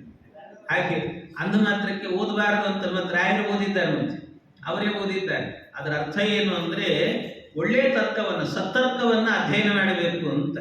ತರ್ಕ ಅಂತಂದ್ರೆ ಊಹೆ ಮಾಡೋದು ಅಂತ, ಸುಮ್ಮನೆ ವಾದ ಮಾಡೋದು, ಹಂಗ ವಾದ ಮಾಡ್ಲಿಕ್ಕೆ ಹೋಗ್ಬಾರ್ದು. ಕೆಲವರು ಇರ್ತಾರೆ, ನಮ್ಮ ಮನಸ್ಸಿಗೆ ಬಂತು ಅಂತ ಏನೋ ತರ್ಕ ಮಾಡ್ಲಿಕ್ಕೆ ಶುರು ಮಾಡಿಬಿಡ್ತಾರೆ. ದೇವರಿದ್ದಾನೆ ಅಂತ ಹೇಳಿದ್ರೆ ಕೇಳೋದಿಲ್ಲ, ಎಲ್ಲಿದ್ದಾನೆ ಅಂತ ಕೇಳೋದು. ಕೇಳಿದ ತಕ್ಷಣ ಇಲ್ಲ ಅವ್ನು ಕಣ್ಣಿಗೆ ಕಾಣಲ್ಲ ಅಂತ, ಕಣ್ಣಿಗೆ ಕಾಣಲ್ಲ ಅಂದ್ರೆ ಇದ್ದಾನೆ ಅಂತ ಹೇಗೆ ಹೇಳ್ತೀರಿ ಅನ್ನೋದು. ಹೀಗೆ ಒಂದಕ್ಕೊಂದು ಬೆಳೀತಾನೆ ಹೋಗ್ತಿರ್ತದ್ದು ವಾದ ಎನ್ನುವುದು. ಆ ರೀತಿ ತರ್ಕ ಅಪ್ರತಿಷ್ಠ ಅಂತ ಹೇಳ್ತಾರೆ. ಒಂದು ನಾರಾಯಣ ಪಂಡಿತಾಚಾರ್ಯರು ಒಂದು ಕಡೆ ಒಂದು ಮಾತನ್ನು ಹೇಳುತ್ತಾರೆ, ತರ್ಕ ನಿಶ್ಚಿತ ಚಿತ್ತವೃತ್ತಿ ಅಪ್ರತರ್ಕ್ಯ ಮಹೋದಯಂ ಅಂತ ಹೇಳ್ತಾರೆ. ಅದರ ಅರ್ಥ ಏನು ಅಂದ್ರೆ ತರ್ಕ ಓದಿದ ಪಂಡಿತನಿಗೆ ಅರ್ಥ ಆಗದೇ ಇರುವ ದೇವರಿಗೆ ನಮಸ್ಕಾರ ಅಂತ. ತರ್ಕ ಓದಿದ ಪಂಡಿತರಿಗೆ ಅರ್ಥ ಆಗಲ್ಲ ಬೇಗ ದೇವರು, ಅದು ತರ್ಕ ಅನ್ನೋದೇ ಹಾಗೆ, ಆ ರೀತಿ ಮಾಡಿಸ್ತದಂತೆ. ಆದರೆ ತರ್ಕ ಯಾವಾಗಲೂ ಅದು ಸೋಪಾನವಾಗಿರಬೇಕು, ಮೆಟ್ಲಾಗಿರಬೇಕು. ಮೇಲೆ ಹೋಗಲಿಕ್ಕೆ ಅದು ಮೆಟ್ಟಿಲಷ್ಟೇ, ತರ್ಕದಲ್ಲೇ ನಿಂತು ಬಿಡಬಾರದು, ಅಲ್ಲಿಂದ ಮುಂದಕ್ಕೆ ಹೋಗಬೇಕು. ಆ ರೀತಿ ತರ್ಕಶಾಸ್ತ್ರವನ್ನು ಕೂಡ ಅಧ್ಯಯನ ಮಾಡಿದಂಥ ಮಹಾತ್ಮರು ಅಂತ ಹೇಳ್ತಾರೆ. ತರ್ಕ ಓದಿದ್ರೆ, ಸುಮ್ಮನೆ ದೃಷ್ಟಾಂತ ಹೇಳ್ತೀನಿ ನಿಮಗಷ್ಟೇ, ತರ್ಕ ಓದಿದ್ರೆ ಬುದ್ಧಿ ಹೇಗಾಗ್ತದೆ ಅನ್ನೋದಕ್ಕೆ ನೀವು ಯೋಚನೆ ಮಾಡಿ. ನಿಮಗೆ ಗೊತ್ತಾದ್ರೆ ನೀವೇ ಊಹೆ ಮಾಡಿಕೊಡ್ರಿ ಉತ್ತರವನ್ನ. ಅದು ಉತ್ತರ ಅಂದ್ರೆ ಪ್ರಶ್ನೆ ಅರ್ಥ ಆಗೋದೇ ಕಷ್ಟ. ತರ್ಕ ಅಂದರೆ ಹೇಗಿರ್ತದೆ ಅನ್ನೋದಕ್ಕೆ ಸುಮ್ಮನೆ ಸ್ಯಾಂಪಲ್ ಕೊಡ್ತೀನಿ ನಿಮಗಷ್ಟೇ. ಅದು ಬೇಗ ಅರ್ಥ ಆಗಲ್ಲ, ತಲೆಗೆ ಹೋಗೋದಿಲ್ಲ ಅಂತ, ತಲೆಗೆ ಹೋಗೋದಿಲ್ಲ. ಒಂದು ಒಂದು ಪ್ರಶ್ನೆ ಮಾಡೋದು, ಆ ಪ್ರಶ್ನೆಗೆ ಉತ್ತರವನ್ನು ಹುಡುಕಿದ್ರೆ ನಿಜವಾದ ತಾರ್ಕಿಕ ಅಂತ ಅರ್ಥ. ಸಾಮಾನ್ಯವಾಗಿ ತರ್ಕ ಪ್ರವೇಶ ಮಾಡಿಸುವಾಗ ಇಂತಹ ಪ್ರಶ್ನೆಗಳನ್ನು ಕೇಳ್ತಾರೆ. ಈ IAS ಅವು ಇವೆಲ್ಲ ಪಾಸ್ ಮಾಡುವಾಗ ಇಂಟರ್ವ್ಯೂಲ್ಲಿ ಕೇಳ್ತಾರೆ ನೋಡಿ ಹುಚ್ಚುಚ್ಚು ಪ್ರಶ್ನೆಗಳನ್ನ. ಹಾಗೆ ತರ್ಕಶಾಸ್ತ್ರಕ್ಕೆ ಹೋಗಬೇಕಾದ್ರೆ ಇಂಥ ಪ್ರಶ್ನೆಗಳನ್ನು ಕೇಳ್ತಾರೆ. ಸುಮ್ಮನೆ ನಿಮ್ಗೆ ಅರ್ಥ ಆಗಲಿಕ್ಕೆ ಅಂತ ಒಂದೇನೋ ಪ್ರಶ್ನೆ ಕೇಳ್ತೀನಿ, ಮೊದಲು ನಿಮ್ಗೆ ಪ್ರಶ್ನೆ ಅರ್ಥ ಆಯಿತು ಅಂದ್ರೆ ಆಮೇಲೆ ಉತ್ತರಕ್ಕೆ ವಿಚಾರ ಮಾಡಿರಿ. ಅದನ್ನು ಹೇಳ್ತೀನಿ. ಏನು ಅಂದರೆ ಸುಲಭವಾಗಿದೆ, ಅರ್ಥ ಮಾಡಿಕೊಂಡ್ರೆ ಅರ್ಥ ಆಗ್ತದೆ, ಗಮನ ಇಲ್ಲಿದ್ರೆ ಅರ್ಥ ಆಗ್ತದೆ, ಇಲ್ಲಿದ್ರೆ ಅರ್ಥ ಆಗೋದಿಲ್ಲ. ಆಮೇಲೆ ಏನು ಅಂದರೆ 2 ಜಾಗ ಇದೆ ಅಂತ ತಿಳ್ಕೊಳ್ಳಿ. ಮೇಲೆ ಹೋದಾಗ 2 ಜಾಗ, ಈ ಕಡೆ ಒಂದು ಈ ಕಡೆ ಒಂದು ಜಾಗ. ಇದು ಏನು ಅಂದರೆ ಇದು ಸ್ವರ್ಗ ಇದು ನರಕ ಅಂತ. ಇದು ಸ್ವರ್ಗ ಇದು ನರಕ. 2 ಬಾಗಿಲಲ್ಲೂ ಕೂಡ ಒಬ್ಬೊಬ್ಬ ವಾಚ್ಮ್ಯಾನ್ ಕೂತಿರ್ತಾನೆ. ಸ್ವರ್ಗದ ಬಾಗಿಲಲ್ಲಿ ಒಬ್ಬನು, ನರಕದ ಬಾಗಿಲಲ್ಲಿ ಒಬ್ಬನು. ಜಗತ್ತಿಗೆಲ್ಲ ಒಂದು ವಿಷಯ ಗೊತ್ತು, ಏನು ಅಂದರೆ ಸ್ವರ್ಗದ ಬಾಗಿಲಲ್ಲಿ ಕೂತವನು ಸತ್ಯವನ್ನೇ ಹೇಳ್ತಾನೆ, ನರಕದ ಬಾಗಿಲಲ್ಲಿ ಕೂತವನು ಸುಳ್ಳನ್ನೇ ಹೇಳ್ತಾನೆ. ಈ ಇಬ್ಬರು ಇಲ್ಲಿ ಕೂತಿದ್ದಾರೆ. ಒಬ್ಬ ವ್ಯಕ್ತಿ ಬರ್ತಾನೆ, ಆ ವ್ಯಕ್ತಿ ಬಂದವನು ಇವನು ಬಳಿಯಲ್ಲಾದರೂ ಪ್ರಶ್ನೆ ಕೇಳಬಹುದು, ಇವನು ಬಳಿಯಲ್ಲಾದರೂ ಪ್ರಶ್ನೆ ಕೇಳಬಹುದು. ಅವನು ಕೇಳಿದ ಪ್ರಶ್ನೆಗೆ ಅವರು ಏನು ಉತ್ತರ ಹೇಳ್ತಾರೋ ಅದರ ಮೇಲೆ ಅವನು ಸ್ವರ್ಗಕ್ಕೆ ಡೈರೆಕ್ಟ್ ಆಗಿ ಹೋಗ್ತಾನೆ. ಆದರೆ ಯಾರು ಸತ್ಯ ಹೇಳ್ತಾರೆ ಯಾರು ಸುಳ್ಳು ಹೇಳ್ತಾರೆ ಗೊತ್ತಿಲ್ಲ. ಇದು ಸ್ವರ್ಗ ಅನ್ನೋದಕ್ಕೆ ಬೋರ್ಡ್ ಇಲ್ಲ, ಇದು ನರಕ ಅನ್ನೋದಕ್ಕೆ ಬೋರ್ಡ್ ಇಲ್ಲ. ಆದರೆ ಒಬ್ಬ ಸತ್ಯ ಹೇಳ್ತಾನೆ, ಒಬ್ಬ ಸುಳ್ಳು ಹೇಳ್ತಾನೆ. ಆ ವ್ಯಕ್ತಿ ಬಂದ, ಮಧ್ಯವರ್ತಿ ಒಬ್ಬ ಬಂದು ಇವನಲ್ಲಾದರೂ ಕೇಳಬಹುದು, ಇವನಲ್ಲಾದರೂ ಕೇಳಬಹುದು, ಏನಾದರೂ ಕೇಳಬಹುದು. ಅವನು ಏನೋ ಕೇಳಿದ, ಅವರು ಹೇಳಿದ ಉತ್ತರದ ಮೇಲೆ ಅವನು ಏನಾದ ಸ್ವರ್ಗಕ್ಕೆ ಹೋದ ಅಂತ. ಅದು ಬೇಕಾದ್ರೆ ಒಂದು ಕ್ಲೂ ಕೊಡ್ಬೋದು. ಏನು ಅಂದರೆ ಅವನು ಏನು ಉತ್ತರ ಹೇಳ್ತಾನೋ ಅದಕ್ಕೆ ವಿರುದ್ಧವಾಗಿ ಹೋಗ್ತಾನವನು, ಅದು ಸ್ವರ್ಗವೇ ಆಗಿರುತ್ತದೆ ಅಂತ. ನೀವು ಯೋಚನೆ ಮಾಡಿಕೊಡ್ರಿ. ಅದನ್ನು ಏನು ಪ್ರಶ್ನೆ ಕೇಳಿದ, ಏನು ಉತ್ತರ ಅಂತ ಇದು ಹೇಳಬೇಕು. ಇದು ತರ್ಕ ಅಂತ ಹೇಳ್ತಾರೆ. ಇದನ್ನು ಊಹೆ ಮಾಡಿದರೆ ಅಂತ ಆದರೆ ಇದು ತರ್ಕ. ಅವಾಗ ನೀವು ತರ್ಕವನ್ನು ಅಧ್ಯಯನ ಮಾಡಲಿಕ್ಕೆ ಎಲಿಜಿಬಲ್ ಅಂತ ಅರ್ಥ. ಇಲ್ಲದಿದ್ರೆ ತರ್ಕಶಾಸ್ತ್ರದ ಪ್ರವೇಶ ಇಲ್ಲ ಅಂತ. ನೀವು ನಾಳೆ ತನಕ ಯೋಚನೆ ಮಾಡ್ಕೊಳ್ಬೇಕಾದ್ರೆ ಸುಮ್ಮನೆ ಹೇಳಿರ್ತೇನೆ ಅಷ್ಟೇ. ಉತ್ತರ ಬೇಕಾದ್ರೆ ನಾಳೆ ಇಂಟ್ರೆಸ್ಟ್ ಇದ್ರೆ ಕೇಳಿದ್ರೆ ಉತ್ತರ ಹೇಳ್ತೀನಿ. ಅಂತೂ ತರ್ಕಶಾಸ್ತ್ರ ಅಂದರೆ ಹೀಗಿರ್ತದೆ ಅಂತ ಹೇಳಿತ್ತು ತರ್ಕಶಾಸ್ತ್ರ. ಇಂತಹದ್ದು ತರ್ಕಶಾಸ್ತ್ರ. ಇದನ್ನು ಕೂಡ ಅಧ್ಯಯನ ಮಾಡ್ತಾ ಇದ್ರು ವೆಂಕಟನಾಥರು ಅಂತ. ಪೂರ್ವಂ ತಂತ್ರಂ ಭಾವದನ್ ವೆಂಕಟಾರ್ಯೋ ಅಂತ ಇಂತಹದ್ದನ್ನೆಲ್ಲ. ಆಮೇಲೆ ಇದನ್ನೆಲ್ಲ ಅಧ್ಯಯನ ಮಾಡ್ತಾ ಇದ್ದಾಗ ಸುಧೀಂದ್ರ ತೀರ್ಥರು ಸಂಚಾರಕ್ಕೆ ಅಂತ ಹೋದ್ರಂತೆ. ಸಂಚಾರಕ್ಕೆ ಅಂತ ಹೋದಾಗ ಆ ಕಡೆಗೆ ಒಂದು ಮನ್ನಾರ್ಗುಡಿ ಅಂತ ಒಂದು ಊರಿದೆ. ಮನ್ನಾರ್ಗುಡಿ, ಅಲ್ಲಿ ಕೃಷ್ಣನ ಸನ್ನಿಧಾನ ಇರುವಂತಹದ್ದು ಮನ್ನಾರ್ಗುಡಿ ಅಂತ. ವಿಜಯದಾಸರೆಲ್ಲ ಹಾಗೆ ಹೇಳಿದ್ದಾರೆ, ಮಾತಾಡೆ ಮನ್ನಾರು ಕೃಷ್ಣ ಅಂತ, ಮನ್ನಾರಿ ಕೃಷ್ಣ ಅಂತಂದ್ರೆ ಆ ಮನ್ನಾರ್ಗುಡಿ ಅಂತ ಒಂದು ಊರು. ಆ ಊರಿಗೆ ಕೃಷ್ಣನ ದರ್ಶನಕ್ಕೆ ಅಂತ ಅದನ್ನ ದಕ್ಷಿಣ ದ್ವಾರಕ ಅಂತಲೇ ಕರೀತಾರಂತೆ. ಅಂತ ಊರಿಗೆ ಹೋಗೋದು ಅಂತ. ದ್ರಷ್ಟುಂ ಕೃಷ್ಣಂ ದಕ್ಷಿಣ ದ್ವಾರಕೇಶಂ ಪ್ರಾಪ್ತ ಸಾಕಂ ವೆಂಕಟೋ ದೇಶಿಕೇನ. ಸುಧೀಂದ್ರ ತೀರ್ಥರ ಜೊತೆಗೆ ಹೋದ್ರಂತೆ. ಅಲ್ಲಿ ಮನ್ನಾರ್ಗುಡಿಯಲ್ಲಿ ಏನಾಗ್ತಾ ಇತ್ತು ಅಂತಂದ್ರೆ, ಅಲ್ಲಿ ಯಾರೋ ಏನೋ ಒಬ್ಬ ಅದ್ವೈತಿಗಳು ಕೂತ್ಕೊಂಡು ಪ್ರವಚನವನ್ನು ಮಾಡ್ತಾ ಇದ್ರಂತೆ. ಪ್ರವಚನ ಮಾಡ್ತಿದ್ರು. ಅವರ ಪ್ರವಚನ ಏನಿತ್ತು, ಭಾರಿ ಅದ್ಭುತವಾದಂಥ ಪ್ರವಚನ. ಅವರ ಶಾಸ್ತ್ರವನ್ನೆಲ್ಲ ಬಹಳ ವಿಶದವಾಗಿ ಹೇಳ್ತಿದ್ರಂತೆ. ಏನು ಹೇಳ್ತಾ ಇದ್ರು ಅವರು ಅಂದ್ರೆ, ಬ್ರಹ್ಮ ಭಿನ್ನೋ ಜೀವ ಸಂಘಕುತಸ್ತ್ವಂ ಬ್ರೂಹೀತ್ಯುಕ್ತೆ ಕೇನಚಿತ್ ತತ್ಪುದೇನ ಮಿಥ್ಯಾಯಸ್ಮಾತ್ ವಿಶ್ವಮಿತ್ಯುಕ್ತ ಮಾತ್ರೇ ಕಿಂಚಾತೋಸ್ಮಿನ್ನಾತ್ರ ಮಾನಂ ತ್ವಯೋಕ್ತಂ. ಅವರು ಉಪನ್ಯಾಸ ಮಾಡ್ತಾ ಇದ್ರಂತೆ. ಜೀವ ಪರಮಾತ್ಮ ಭೇದ ಇಲ್ಲ, ಯಾರಿಗೂ ಭೇದ ಇಲ್ಲ. ಜೀವನೇ ಪರಮಾತ್ಮನಾಗಿದ್ದಾನೆ. ಭಗವಂತ ಬೇರೆ ಜೀವ ಬೇರೆ ಅಂತ ಚಿಂತನೆ ಮಾಡಬೇಡ್ರಿ. ಅದರಲ್ಲೂ ಕೂಡ ಭಗವಂತ ಬೇರೆ ಜೀವ ಬೇರೆ ಅಂತ ಚಿಂತನೆ ಮಾಡಿದ್ರಿ ಅಂದ್ರೆ ನೀವು ಉದ್ಧಾರ ಆಗೋದಿಲ್ಲ. ಇಬ್ರು ಒಂದೇ ಅಂತ ಚಿಂತನೆ ಮಾಡಬೇಕು. ಅಲ್ಲ, ಬ್ರಹ್ಮ ಹೇಗಿದ್ದಾನೆ ಅಂತಂದ್ರೆ, ಬ್ರಹ್ಮನಿಗೂ ನೀವು ಮತ್ತು ಬ್ರಹ್ಮ ಒಂದೇ ಅಂತ ಹೇಳಿದ ಮೇಲೆ ಜೀವ ಬ್ರಹ್ಮ ಒಂದೇ ಅಂತಂದ ಮೇಲೆ ಮತ್ತೆ ಪೂಜೆ ಮಾಡೋದು ಅಂದ್ರೆ ಯಾರನ್ನ ಹಾಗಾದ್ರೆ? ಆರಾಧನೆ ಮಾಡೋದು ಯಾರನ್ನ ಹಾಗಾದ್ರೆ? ಯಾರನ್ನ ಆರಾಧನೆ ಮಾಡಿದಂಗೆ? ನೀನು ಪರಮಾತ್ಮ ಜೀವ ಒಂದೇ, ಜೀವ ಪರಮಾತ್ಮ ಒಂದೇ ಅಂದ್ರೆ ಹಾಗಾದ್ರೆ ನಿತ್ಯ ಮಂಗಳಾರತಿ ಎತ್ತೋದು ಮಾಡೋದು ವಿಗ್ರಹಕ್ಕೆ ಯಾಕೆ ಮಾಡಬೇಕು? ನಮಗೆ ನಾವೇ ಮಾಡ್ಕೊಂಡು ಅಲ್ವಾ? ಹಾಗಾಗಿ ಈ ಸಿದ್ಧಾಂತ ಎನ್ನುವಂತಹದ್ದು ಇದನ್ನು ಹೀಗೆ ಇದನ್ನೆಲ್ಲ ಪ್ರವಚನ ಮಾಡ್ತಾ ಇದ್ರಂತದ, ಮತ್ತದು ಅರ್ಥ ಆಗಲ್ಲ ಸುಲಭವಾಗಿ. ಅದನ್ನು ಹೇಳ್ತಿದ್ವಿ. ಇದ್ರ ಮೇಲೆ ಹೋಗ್ತಾರೆ ಮತ್ತೆ. ಅಲ್ಲ, ಅಲ್ಲಿ ಹೇಳೋದು ಇಬ್ಬರು ಬ್ರಹ್ಮ ಇದ್ದಾರೆ, ಇಬ್ಬರು ಬ್ರಹ್ಮ. ಯಾಕಂದ್ರೆ ಸಗುಣ ಬ್ರಹ್ಮ, ನಿರ್ಗುಣ ಬ್ರಹ್ಮ ಅಂತ ಇಬ್ಬರಿದ್ದಾರೆ. ಸಗುಣ ಬ್ರಹ್ಮ ಅಂತಂದ್ರೆ ಅವನಲ್ಲಿ ಗುಣಗಳಿದ್ದಾವೆ ಅಂತ ಹೇಳೋದು. ಇನ್ನೊಂದಿದೆ ನಿರ್ಗುಣ ಬ್ರಹ್ಮ. ನಿರ್ಗುಣ ಬ್ರಹ್ಮ ಅಂದ್ರೆ ಅವನಿಗೆ ಕಣ್ಣಿಲ್ಲ, ಕಿವಿ ಇಲ್ಲ, ಮೂಗಿಲ್ಲ, ಬಾಯಿಲ್ಲ, ಇದ್ದಾನೆ ಅಷ್ಟೇ ಅಂತ ಹೇಳೋದು. ಆ ರೀತಿ ಇರುವಂತ ಬ್ರಹ್ಮ ಅಂತ ಉಪಾಸನೆ ಮಾಡುವುದು ಸಗುಣ ಬ್ರಹ್ಮನನ್ನ, ಅಭೇದವನ್ನು ಹೇಳೋದು ಆ ಬ್ರಹ್ಮನಿಗೆ ಅಂತ.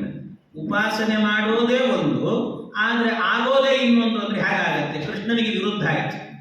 ಯಾಕೆ ಅಂತಂದ್ರೆ ಕೃಷ್ಣ ಏನ್ ಹೇಳಿದ್ದಾನೆಂದ್ರೆ ಯಂ ಯಥಾ ಯಥಾ ಉಪಾಸತೆ ತಥೈವ ಭವತಿ ಅಂತ. ಯಾವ ರೀತಿ ಉಪಾಸನೆ ಮಾಡ್ತಾನೋ ಹಾಗೆ ಆಗ್ತಾನೆ. ಸಗುಣನನ್ನು ಉಪಾಸನೆ ಮಾಡಿದ್ರೆ ಸಗುಣ ಆಗ್ತಾನೆ, ನಿರ್ಗುಣ ಹೇಗಾಗ್ತಾನೆ ಅಲ್ಲವೇ? ಕೃಷ್ಣನಿಗೆ ವಿರುದ್ಧವಾಗಿ ಹೇಳಿದಾಗುತ್ತೆ. ಅದರಿಂದ ಸರಿಯಲ್ಲ ಅಂತ ಇದನ್ನೆಲ್ಲ ಖಂಡನೆ ಮಾಡಲಿಕ್ಕೆ ಬರ್ತದೆ. ಅಂತೂ ಇಂಥ ಪ್ರಸಂಗದಲ್ಲಿ ಜೀವ ಬ್ರಹ್ಮ ಒಂದೇ ಅಂತ ಉಪನ್ಯಾಸ ಮಾಡ್ತಾ ಇದ್ರಂತೆ. ಆ ಉಪನ್ಯಾಸವನ್ನ ಬ್ರಹ್ಮಾವಿನ್ನೋ ಜೀವ ಸಂಗಕ್ಕೂತಸ್ತ್ವಂ ಈ ರೀತಿ ಉಪನ್ಯಾಸ ಮಾಡುವಾಗ ಅಲ್ಲೇ ಇದ್ದಂತ ವೆಂಕಟನಾಥರು ರಾಘವೇಂದ್ರ ಸ್ವಾಮಿಗಳು ಪೂರ್ವಾಶ್ರಮದಲ್ಲಿ ಕೇಳಿದ್ರಂತೆ, ಅಲ್ಲಪ್ಪ ಜೀವ ಬ್ರಹ್ಮ ಒಂದೇ ಅಂತ ಹೇಳ್ತಾ ಇದೆಯಲ್ಲ, ವೇದದಲ್ಲಿ ಈ ಮಾತು ಎಲ್ಲಿ ಹೇಳಿದ್ದಾರೆ, ಅದಕ್ಕೇನು ಪ್ರಮಾಣ ಇದೆ ಹೇಳ್ರಿ ಅಂತ ಕೇಳಿದ್ರಂತೆ. ಏನ್ ಪ್ರಮಾಣ ಅದಕ್ಕೆ ಹೇಳ್ರಿ ಅಂತ. ಏನು ಪ್ರಮಾಣ ಹೇಳ್ರಿ ಅಂತಂದ್ರೆ ಅದಕ್ಕೆ ಅವರು ಉತ್ತರ ಹೇಳಿದ್ರಂತೆ, ಮಿಥ್ಯಾಯಸ್ಮಾ ವಿಶ್ವ ಮಿತ್ಯುಕ್ತ ಮಾತ್ರೇ. ಅಲ್ಲ, ಜಗತ್ತು ಸುಳ್ಳು ಅಂತಂದ್ರು. ಜಗತ್ತು ಸುಳ್ಳು ಅಂತ. ಜಗತ್ತು ಸುಳ್ಳು ಆದ್ರಿಂದಾಗಿ ಜೀವ ಮತ್ತು ಬ್ರಹ್ಮ ಒಂದೇ ಅಂತಂದ್ರು. ಅದಕ್ಕೆ ರಾಘವೇಂದ್ರ ಸ್ವಾಮಿಗಳು ವೆಂಕಟನಾಥರು ಕೇಳ್ತಾರೆ, ಕಿಂಚಾತ, ಅಲ್ಲಪ್ಪ ಜಗತ್ತು ಸುಳ್ಳಾಗುವುದಕ್ಕೂ ಜೀವ ಬ್ರಹ್ಮ ಒಂದಾಗುವುದಕ್ಕೂ ಒಂದಕ್ಕೊಂದಕ್ಕೆ ಏನು ಸಂಬಂಧ ಇದೆ ಅಂತ ಕೇಳ್ತಾರೆ. ಯಾರೋ ಏನೋ ಹೇಳ್ತಾರಲ್ಲ, ಕರ್ಣೇ ಸ್ಪೃಷ್ಟೇ ಕಟಿಂ ಚಾಲಯತಿ ಅಂತ ಹೇಳ್ತಾರೆ. ಅಂದ್ರೆ ಕಿವಿಯಲ್ಲಿ ಏನಾದರೂ ಕೇಳಿಸಿದ್ರೆ ಸಾಕು ಸೊಂಟ ಅಲ್ಲಾಡಿಸ್ತಿತ್ತಂತೆ ಯಾರೋ ಏನು ಸಂಬಂಧ? ಕೇಳಿದ ತಕ್ಷಣ ಸೊಂಟ ಅಲ್ಲಾಡಿಸ್ಬಿಡೋದೆ? ಹಾಗೆಲ್ಲ ಅಲ್ಲ. ಅದರಿಂದಾಗಿ ಜೀವ ಬ್ರಹ್ಮ ಒಂದೇ ಅಂತನ್ನೋ ಉಪಾಸನೆ ಹ್ಯಾಕ್ ಸಾಧ್ಯ? ಇದು ಏನು ಪ್ರಮಾಣ ಇದಕ್ಕೆ? ವೇದದಲ್ಲಾದರೂ ಎಲ್ಲಿ ಹೇಳಿದೆ ಅಂತ ಇಷ್ಟು ಕೇಳಿದಾಗ ಕಿಂಚಾತಃ ಅಂತ ಕೇಳಿದ್ರಂತೆ ವೆಂಕಟನಾಥನು. ಹೇಳಿದ ಕೂಡಲೇನೆ ಅದಕ್ಕೆ ಉತ್ತರ ಹೇಳಬೇಕಲ್ವ? ಜೀವ ಬ್ರಹ್ಮ ಒಂದೇ ಅನ್ನೋದಕ್ಕೆ ಏನ್ ಪ್ರಮಾಣ ಅನ್ನೋದಕ್ಕೆ ಉತ್ತರ ಹೇಳಬೇಕಲ್ಲ, ಅದು ಬಿಟ್ಟೇ ಬಿಟ್ರು. ಆದ್ರೆ ವೆಂಕಟನಾಥರು ಏನ್ ಕೇಳಿದ್ರು? ಕಿಂಚಾತಃ, ಅದರಿಂದ ಏನ್ ಸಂಬಂಧ? ಜಗತ್ತು ಸುಳ್ಳು ಅನ್ನೋದಕ್ಕೆ ಅದಕ್ಕೇನ್ ಸಂಬಂಧ ಅಂತ ಕಿಂಚಾತಃ ಅಂತ ಕೇಳಿದ್ರು. ಅದಕ್ಕೆ ಅದು ಏನ್ ಮಾಡಿಬಿಟ್ರು ಅವರು ಅಂದ್ರೆ ಕಿಂಚಾತಃ ಅಂತ ಒಂದು ಶಬ್ದ ಪ್ರಯೋಗ ಮಾಡಿದ್ರಲ್ಲ ಸಂಸ್ಕೃತ ಸಾಹಿತ್ಯದಲ್ಲಿ. ಅದನ್ನು ನೋಡಿ ವೆಂಕಟನಾಥರೇ, ನಿಮಗೆ ವ್ಯಾಕರಣ ಶಾಸ್ತ್ರವೇ ಗೊತ್ತಿಲ್ಲ, ಕಿಂಚಾತಃ ಅಂತ ಪ್ರಯೋಗ ಮಾಡ್ತಿದ್ದೀರಲ್ಲ, ಪ್ರಯೋಗವೇ ಸರಿ ಇಲ್ಲ, ಶಬ್ದ ನಡೆಸಲಿ ನೋಡೋಣ ಅಂತ ಅಂದ್ಬಿಟ್ರಂತೆ. ಅವ್ರು ಏನ್ ತಿಳ್ಕೊಂಡಿದ್ರು? ಅದೇನು ಆಕಾರ ಅಂತ ಪುಲ್ಲಿಂಗ ಅಂತ ತಿಳ್ಕೊಂಡಿದ್ರು, ಏನ್ ಕಥೆನೋ ಗೊತ್ತಿಲ್ಲ. ಅದು ಅವ್ಯಯ. ಅದರಿಂದ ಏನ್ ಸಂಬಂಧ ಏನು ಅಂತ ಕೇಳಿದ ಹಾಗೆ ಅದನ್ನು ಶಬ್ದ ನಡೆಸಲಿ ಅಂತ ಕೇಳಿ ಆ ರೀತಿ ಕೇಳಿಬಿಟ್ರಂತೆ. ಶಾಸ್ತ್ರೇನೋಕ್ತೋ ನ ಶ್ರುತಕ್ಕೇನ ಚಿದ್ವಾ ಯಕ್ಕಿಂಚಾತ ಶಬ್ದ ಮುಕ್ತಸ್ತ್ವಯೇತಿ. ಅದಕ್ಕೆ ಆ ವೆಂಕಟನಾಥರು ಹೇಳ್ತಾರೆ, ಇವು ಏನಪ್ಪ ಇಷ್ಟು ಕಾಮನ್ ಸೆನ್ಸ್ ಇಲ್ಲದೆ ಕೇಳ್ತಾ ಇದ್ದೀರಲ್ಲ, ಸಣ್ಣ ಮಕ್ಕಳ ತರ ಕೇಳ್ತಿದ್ದೀರಿ. ನೀವು ವ್ಯಾಕರಣ ಭಾಷ್ಯವನ್ನು ಅಧ್ಯಯನ ಮಾಡಿಲ್ವಾ? ಪಾತಂಜಲ ಭಾಷ್ಯ ಅಧ್ಯಯನ ಮಾಡಿಲ್ವಾ ನೀವು? ಯಾಕೆ ಅಂದ್ರೆ ವ್ಯಾಕರಣದಲ್ಲಿ ಪಾತಂಜಲ ಭಾಷ್ಯದಲ್ಲಿ ಕಿಂಚಾತಃ ಅನ್ನುವಂತಹ ಶಬ್ದ ಪ್ರಯೋಗ ಎನ್ನುವುದು ಹೇರಳವಾಗಿ ಸಿಗುತ್ತೆ, ಹೇರಳವಾಗಿ ಸಿಗುತ್ತೆ.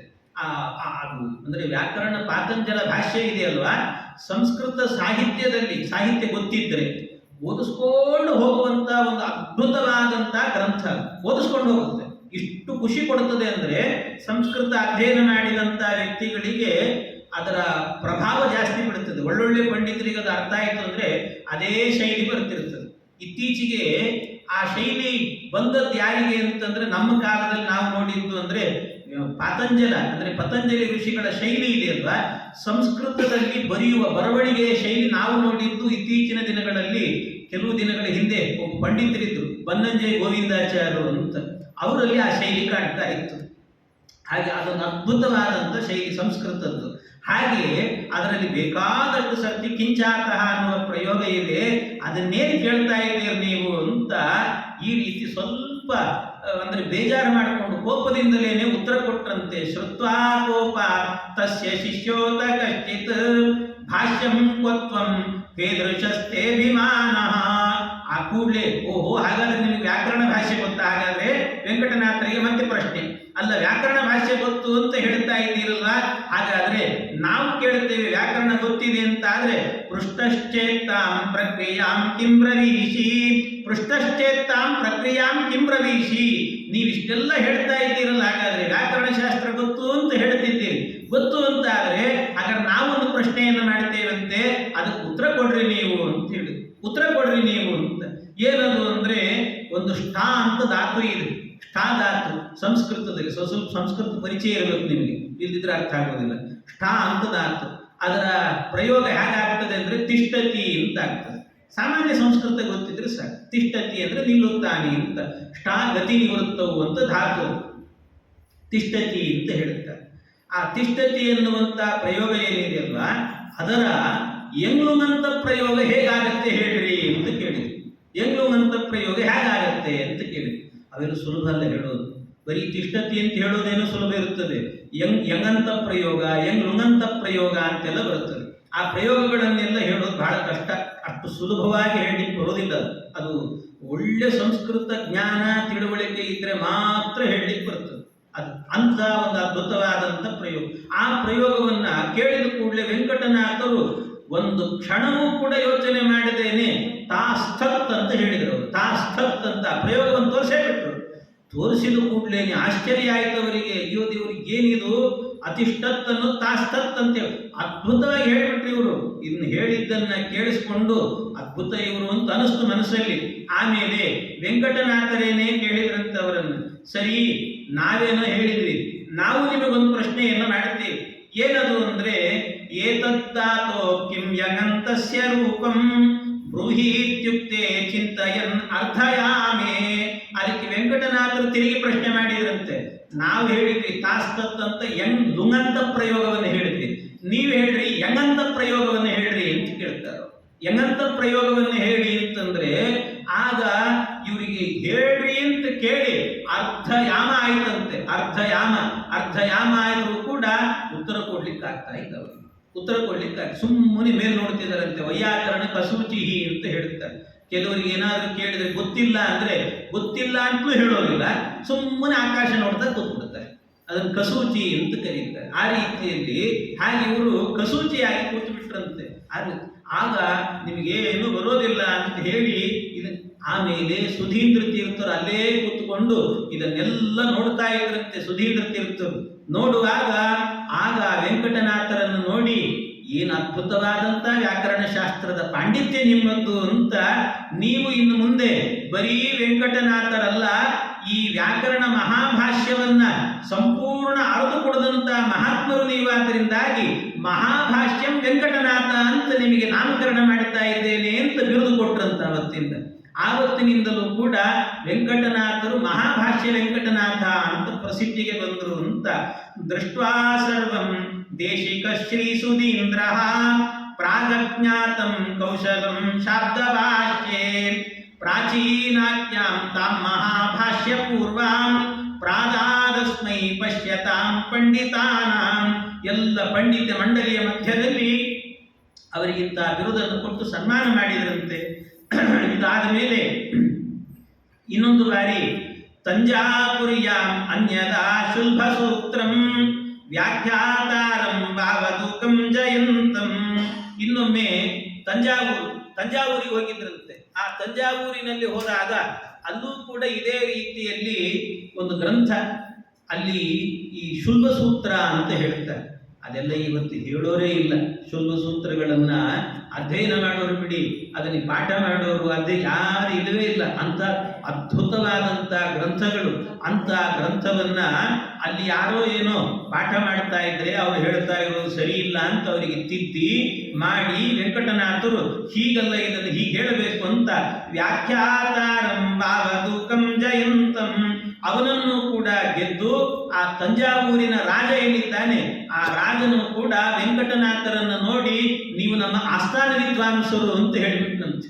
ಅಂಥ ರೀತಿಯಲ್ಲಿ ಶುಲ್ಬ ಸೂತ್ರಗಳಿಗೆಲ್ಲ ವಿಶಿಷ್ಟವಾದಂಥ ವ್ಯಾಖ್ಯಾನವನ್ನು ಮಾಡಿದಂಥ ಮಹಾತ್ಮರು ವೆಂಕಟನಾಥರು ಅಂತ ಹೇಳುತ್ತಾರೆ.